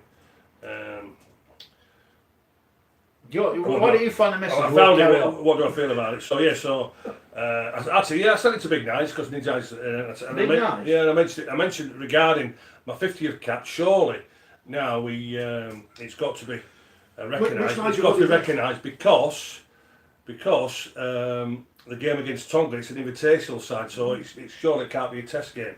And the quite simple answer was yes, it is a test match because they've made themselves available. The rest of the world side was like the Harlem Globetrotters. It was made up. That's why I didn't get the 50th cap. It was the Harlem Globetrotters we played the rest of the world. The Tongan Invitational side that's made up of mainly of people who aren't born in Tonga. Oh, I'll keep asking. You might get it posthumously in about 80 years. They might award you with. Yeah, it was like I was waiting to get me call for the 1995 World Cup, and I'm still waiting for it now. When I was told by Phil Larden, when I was told by Phil Larden and John Keir, I was going to be selected. You got to do like. You're not bitter about that, though, are you? Then Mr. Lindsay found out, and he said to Mr. Larden, Mr. Keir, you pick Gary Schofield for that World Cup squad, and I'm sacking the pair of you. There's all these international teams. I'm still waiting for the letter. There's all these international teams these days. Spurious ways of qualifying for them. Of course I'm bitter about it. Robbie Savage has just come out of retirement to play at the age of 45. Surely, I don't know, Malta or somewhere, Nigeria, get Scully a game, 50th cap, there you go, 50 international caps. Do that. Well, let me just tell you this. What we need to do is we need to send you to Nigeria for 5 years so you qualify in residency rules, and then you can rock up. Well, let me just say this. Let me tell you this. And I play better than bloody Gareth Whitworth did on the last game of Britain Games. And I'm 54 years of age, and I played better than him. Without a shadow of doubt. At least I moved the ball around a little bit. You were called a test great last week anyway. Did you see that? Oh right, no. By the wide world of sport. Test great Gary Schofield. But and also as well, my kicking game would have been a lot more varied. There'd been a lot more questions being asked. Well, you mean it'd been a kicking game? So, what other nationalities are you a part share of? Have you got a bit of Irish in you, or? No, Irish. But when I got he's eating a lot of kebabs. Does that count? Because you know what? When I got left out in the '95 World Cup squad, Clive Griffiths phoned me on the phone. He said, "Scully, I want you in the Welsh side. We've got some Welsh in you." I went, "Well, I don't mind Welsh in my drink now and then." And I said, "Well, we went to Preston for 5 years. My dad was a dart player and whatever. We went to Preston for 5 years because we used to go to Reeting Gap because we didn't have a lot of money. Reeting Gap was our holiday. My dad became a decent dart player. Actually, by the way, down at Reeting Gap, I won the table tennis tournament as well. I was the Preston table tennis champion. Hold on, when I went to your house and I saw the MBE, the Golden Boot, then the Golden Boot, I didn't see Prestatyn table tennis champion. Well, it's one I like to keep quiet. And they say you never won it.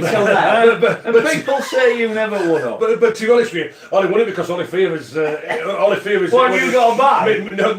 Me and my two brothers. So I were oldest. Brian and Colin played semi-final. This sounds like the Reform Yorkshire Brian and Colin played each other in semi-final, and obviously I were oldest, and I threatened them, you beat me, you know win the game. So I become the press starting table tennis champion. But I wouldn't say that to my youngest brother, now I'm going to chin you, because I won't be able to, I couldn't, it'd flatter me. But yeah, I won the press starting table tennis champion. But yeah, he asked me if any chance of Wales, but I didn't have it, because I would have loved to play for Wales. Well, Tony Cascarino played for Irish and never had any connection. Would you sing the anthem? Well, I wouldn't know the words, so I'd have minded it. The best thing would be if he found a bit of Australia and he ended up playing as a heritage player for Australia. I don't think so. I don't. It's like what Adrian Morley says. Somebody rings you up and goes, "You've played enough times over here." Not a chance. You know. And I say because Balmain, you know, wanted to keep me for 5 years and resident and play state of origin for the Blues. Not a chance. Not a chance. Eh? What's on there? Stood there in green and gold. Do me a favour. Table tennis any day. I'm trying to come up with ideas for the Christmas special, because last year we were going to do something at rugby and never did. But we should do a quiz or something. Or maybe just have Sky play table tennis against people now. Yeah. Just set it up on here. You remember the film on the buses? That's where it was filmed, Press Start. You can remember, can't you? Yeah. Well, we were in that swimming pool and everything and what have you. Yeah, and Butler's main office and what have you. We were in there a few times, me and my two brothers, for disciplinary reasons. You can well imagine in the swimming pool. But anyway, move on. No bombing. Only it's not heavy pet. Yeah, the old Press Start. Old Press grief. Alan said about Sam Burgess going in the jungle. He might be one that could Get him away from his. No, I can't say. No, I think you're going after me. He did that. Everyone resigned from Swinton and now he's taken over Rochdale. Yeah, no, surprised. But they're not being called the Manchester Hornets, that's all right. What do we make of that? I don't know what to make of it, because he just seems going from one club which has... I actually asked him why he walked away, and he said just because of the abuse he got. But who's that? Andy Maisie, the guy who seemed to be doing a great job at Swinton, and then walked away. Yeah. Now he's on about taking over Rochdale. I'll ask the question we've asked before. Wouldn't the RFL be better funding the amateur club than the professional one? Seems to do more for the game. Do we think we're going to get a Bradford inquiry, by the way? No. If people keep banging on about it, then we might do, because eventually You need people like politicians. Greg Mulholland. You need perhaps the all-party parliamentary group to say... Hold on. Whoever's in that when it comes What the hell does that do? That's a serious question. What does it do? Has a nice Christmas dinner. Yeah, and I see a lot of people going down and walking around the house. What does it actually do? But best one in the world. It's another one of them. Would rugby league? It's to further the interests of rugby league in Parliament. Right, and what benefit has that brought? None. It's a waste of time. It's a waste of time. I'm a live member of the Parliament. I rest my case. I got that 2 years ago. I rest my case. Since I got the award 2 years ago, I've never heard of him. He's not an MP anymore, is he? Correct? He got voted out. I must admit, I spoke at that night, was it about 10, 12 years ago? I was the guest speaker one night. It was a great night out. I'll tell you what, it's a jolly up. It's a right jolly up. And I tell you what, the House of Commons, there's more bars there than what. Every 10 miles there's a different bar. It's a great night. It's a great night. Did you get it on the expenses? Did he say just put it on the expenses? I can't remember. It's an MP. But no, it was a good night. It was a good night. Yeah. The former MP for Wakefield was good when he was... I think there are people who are judges that understand the sport. I think there are people that the more they call for an inquiry, the harder it becomes to deny it. There is clearly a reluctance within the echelons of power for skeletons to be taken out of cupboards, whether they're dressed or not. But I think it needs it. I think we need to get to a point where we show how responsible we are, and that is nothing to hide here. Or if we've got some people that need to take responsibility for things, they're big enough and will accept the consequences of whatever their actions were. It's not a criminal thing. I don't think anybody's looking to press charges unless there's been misappropriation of funds proved, and I don't think that's the reason behind it. I just think people want answers as to why certain decisions were made by certain people at certain times, and if there's nothing to hide, throw it open. So I think that there is a groundswell. Needs the media as well to do something. I think that there needs to be things written and investigated in the same way that it happened with Bury Football Club and Bolton for a while. There are journalists that are really good at the business of sport, that look at the finances of Manchester City and the Glazers at Manchester United. So you know the 1.2 million debt what they're in this moment in time. Has Nigel and his consortium taken on that debt out, or have they paid it off? No, well apparently they're. Well, I think it's most of it's owed to Chalmers, isn't it? And I think He's he written agreed his to bill. write that off. So the 1.2, and it'll be more than that because there's obviously last year's accounts to go on top of it. Right. But if they don't have to pay him, then there isn't as much to be paid back, is there? But then you've got the question about the pensions and all that to come, and there may be fines on the back of that. So they're not out of the woods yet, not by a long way. And they haven't got enough players. Well, they're struggling squad-wise at the minute, aren't they? To Newcastle. They'll get loads of loan players. Mysteriously, Toronto will announce a dual registration agreement, and all of a Well, they sudden, had one, didn't they, with the Bulls? all of a sudden, Leeds will be sending 3 or 4 players. The next thing we know, everything in the garden will be rosy. Just imagine, this all-parliamentary rugby league panel group. Imagine if, say, a Super League club owner was a MP. Imagine that could happen. We shall see. He'd want an inquiry into the RFO. Well, he would, because Yes. he has Because he's Super League. he has kicked off, hasn't he, about the also. We live in interesting times. We do. We do. What else do you want to talk Well, about? there's nothing else in the paper because I don't know why you're even bothering. I'm just having a look. Through. I'm just having a look. Society Feck is here. That's good. Well, Saints can't beat the Roosters, Guy Schofield says. Did it? Oh yeah. Oh, jeez. What's just happened there? It's how luxurious. It's not one way for the scoreboard nicked. Allegedly. Can I just We appropriate it. So, say, fellas, can I just elaborate a little bit on the Wayne Bennett situation now? Because everybody knows that I don't want him. I don't want him coach. I want him sacked. Darryl Powell's shown Wayne. Well, he's not sacked because his contract's out there. But first of all, let's have a look at the halfbacks. When we talk about the pathways now, let's have a look at the halfback situation in Super League. At Saints, they've got Lomax and Farge. Wigan, they've got Hastings and Lulawai, so there's no British halfbacks there. Apart from Hastings, who's just played for Britain. Well, he's not British, so he's not getting selected. Warrington, Widdop, Austin, Patton. Well, Widdop's finished. Patton's no chance. Austin again is Australian. Cass, Truman and Richardson. So that's the first British halfback partnership. Leeds, Louis and Gale. Hopefully Gale will get to prove his fitness, so he should be okay. Hull, we've got Albert, Sneed and Connor. Well, Connor's here centre or stand-off, we don't really know it, but they're not good enough from there. Salford, they've got Kevin Brown, no. Catalans, Maloney, Drinkwater, no. Wakefield, Brough, Miller, no. Toronto, Crone, Miller, no. Hull, Kiar, Abdul, and I don't know what scrum half is, and Huddersfield, Gaskell from the scrum half. So when you look at that pathway from there, this is the reason why we're massively struggling from there. But then, when we talk about Wayne Bennett being an English coach, I've named 37 players here, right, from a point of view, from full-back to the loose forwards. So we've got Tompkins, Hardacre, Taylor. I like him, Taylor. And then the wingers, Makinson, Manfredi, McGilvray, Hanley, Burgess, Davis and Hall. Centres, Connor, Gildart, Newman, Percival and Riesling.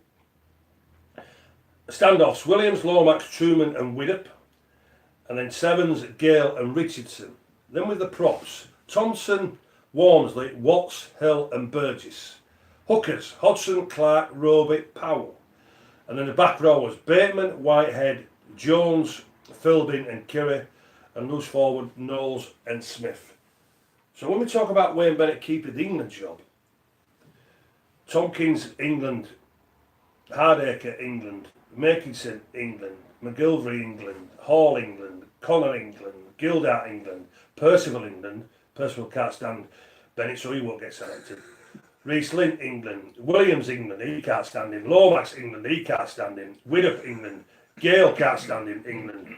Thompson, England. Walmsley, England. Hill, England. Burgess, England. Hodgson, England. Curry, England. Roby, England. Bateman, England. Whitehead, England. And Curry, England. So if Wayne Bennett keeps if Wayne Bennett keeps a job with all them players, so there's only other 4 players he could maybe select, how are we going to get any better? How are we going to get any better? I think some of the points he makes. Or how are we going to win the World Cup? First of all, we've got the Australians next year, and then how are we going to win the World Cup? We need more top quality players, and we're only going to get them if they play less games of greater intensity. Well, because I think you can throw in some of the young kids who are right. Yeah. So yeah. I'm open to you players, but Harry Newman in 18 months' time Newman would have a chance. Newman and Taylor, Phil, yeah, I don't. But also as well, let's not. We've been saying this since my day. You all know the Kangaroos, but what we've been saying is the intensity, the quality. You know, really since my days, because we've not Super League we've not beaten those since 2007. But when I look at, I've named 37 players there. And then when you look at the broadband of what Bennett can pick, half of the players won't want to play for him because of the way that he treats them. The style of player, the selection policy of picking players out of position. How the hell are we going to get better under Bennett? This is what I don't understand. And then when you talk about having a remit, and when we talk about looking into the failures and the positives from this Great Britain trip, and when you look, they say it's all there with the Great Britain at the side of them there, it's going to be the same bloody squad for England. And how are we going to get it better? With the style of play, certainly. What the players don't want to play. As Phil said, you've got to expose the players to better competition, and we're finding out with the lads that go to the NRL can compete with a better competition, so they can do it. Right. How about Josh Hodgson being under Wayne Bennett? He's not the same player. No, I agree. I'm not disputing. Why that. I'm not disputing that. But you're saying how do we improve the player pool and get better? Yeah, we send more of them to the NRL. Well, at the minute, yeah. I'm not being unfortunately, rude. that makes that lessens the intensity. Here's one for you. Yeah. Should Super League have a team in the NRL? I wouldn't disagree with that whatsoever. I think the way to do it, if you're serious, and it goes right back to the conversation we were having, is who's going to be big enough to tell clubs that this is how the sport's going to be. You all get a grant from Sky. If you get a grant from Sky, that means you don't have a say in the running of the game. We need to be Northern NRL. Our whole identity needs to cash in on the fact that if we align ourselves with them, if we are part of, independent of, but part of their competition, if we then work together in developing markets like America, then there is definitely a future. If our season mirrors their season, well, I think that's the all biggest of one. that kind of. I think that's the biggest one. The mirrored season, but instead of less games, instead of putting a team in their competition, all of our teams, however many we decide we're having in Super League, become NRL North. I don't think that's as outlandish as it seems. I really don't. You know, when you're having the World Club Challenge, it makes a bit of sense that our teams are getting exposure playing their teams. If you're looking at the Eastern Seaboard of America's got potential, that comes into Super League. The Western Seaboard, there's a feature now about what's happening in California.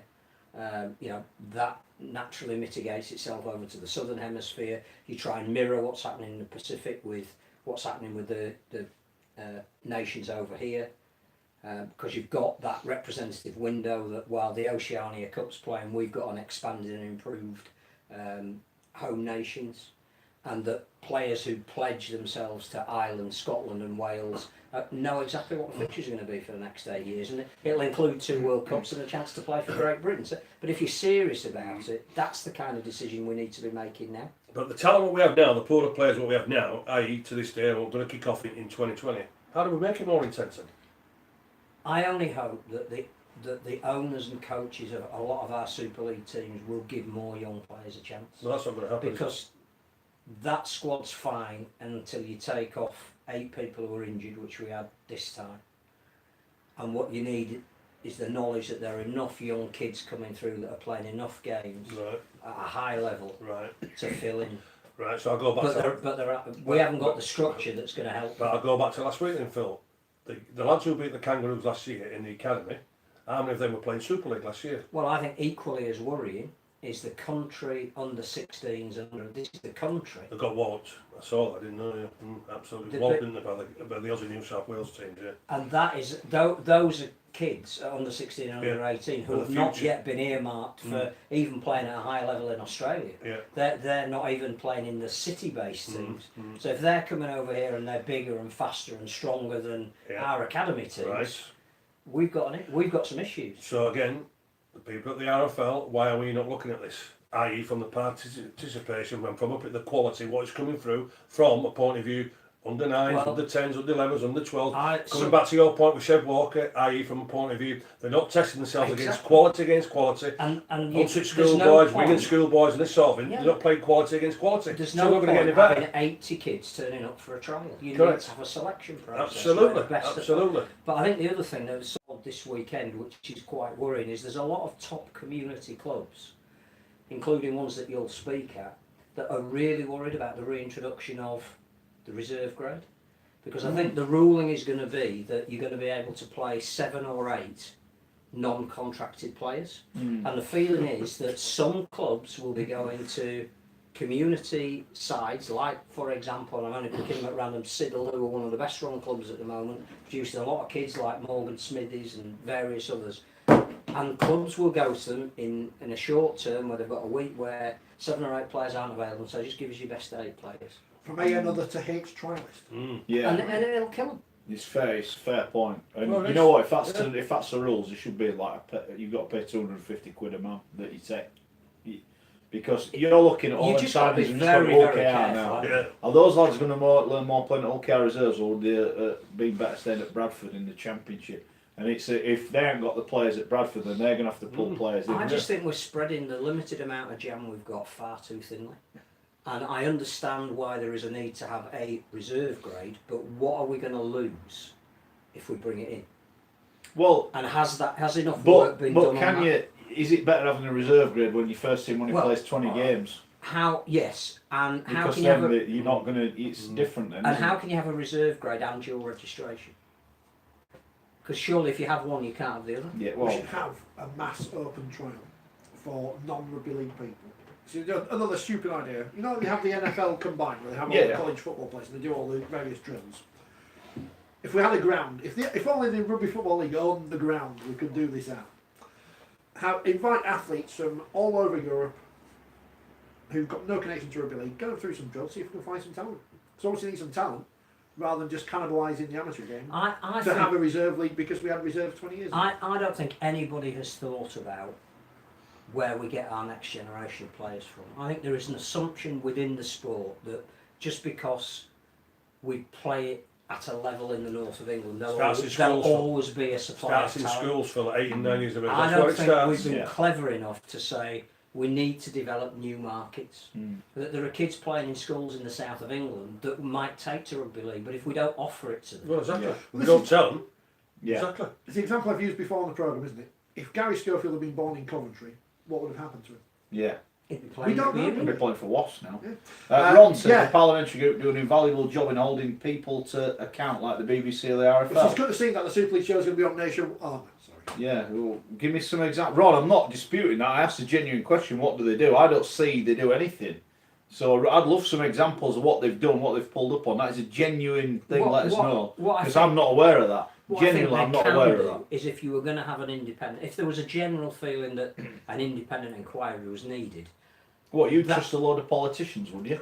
I think that group. Would you? Yeah, well, that group, I think, Would you? understand. No, you wouldn't trust any politician. How could you? Yeah. The expense claim would be all right. Did you not watch the leaders debate the other night? 10 minutes. Had enough. Yeah, we've done anyway. That's 8 o'clock. But Ron, seriously, let us know for next week. We'll have a look. I am keen to know what, because if So how have we managed to do a 2-hour programme when I there's don't nothing to know. talk about? Because everyone's giving up not these to days. talk about. Not to talk I'm about. just going to do some editing tonight and cut out the bits where we laugh at Scully, because that's what they're doing editing these days. Okay. Very good. Very good. I want to know who's going to eat that last biscuit. Once the camera's off, there's going to be a There's fight. going to be a fight. We'll leave the podcast off. It's our favourite word at the moment. There's a pathway to that biscuit. So we need more biscuits in Rugby League. Scott's debating whether it hit Phil or me first to get the biscuit. Robert Elton and Elton's Just within reaching distance. multi-biscuit deal. Git! Sure, right, on report.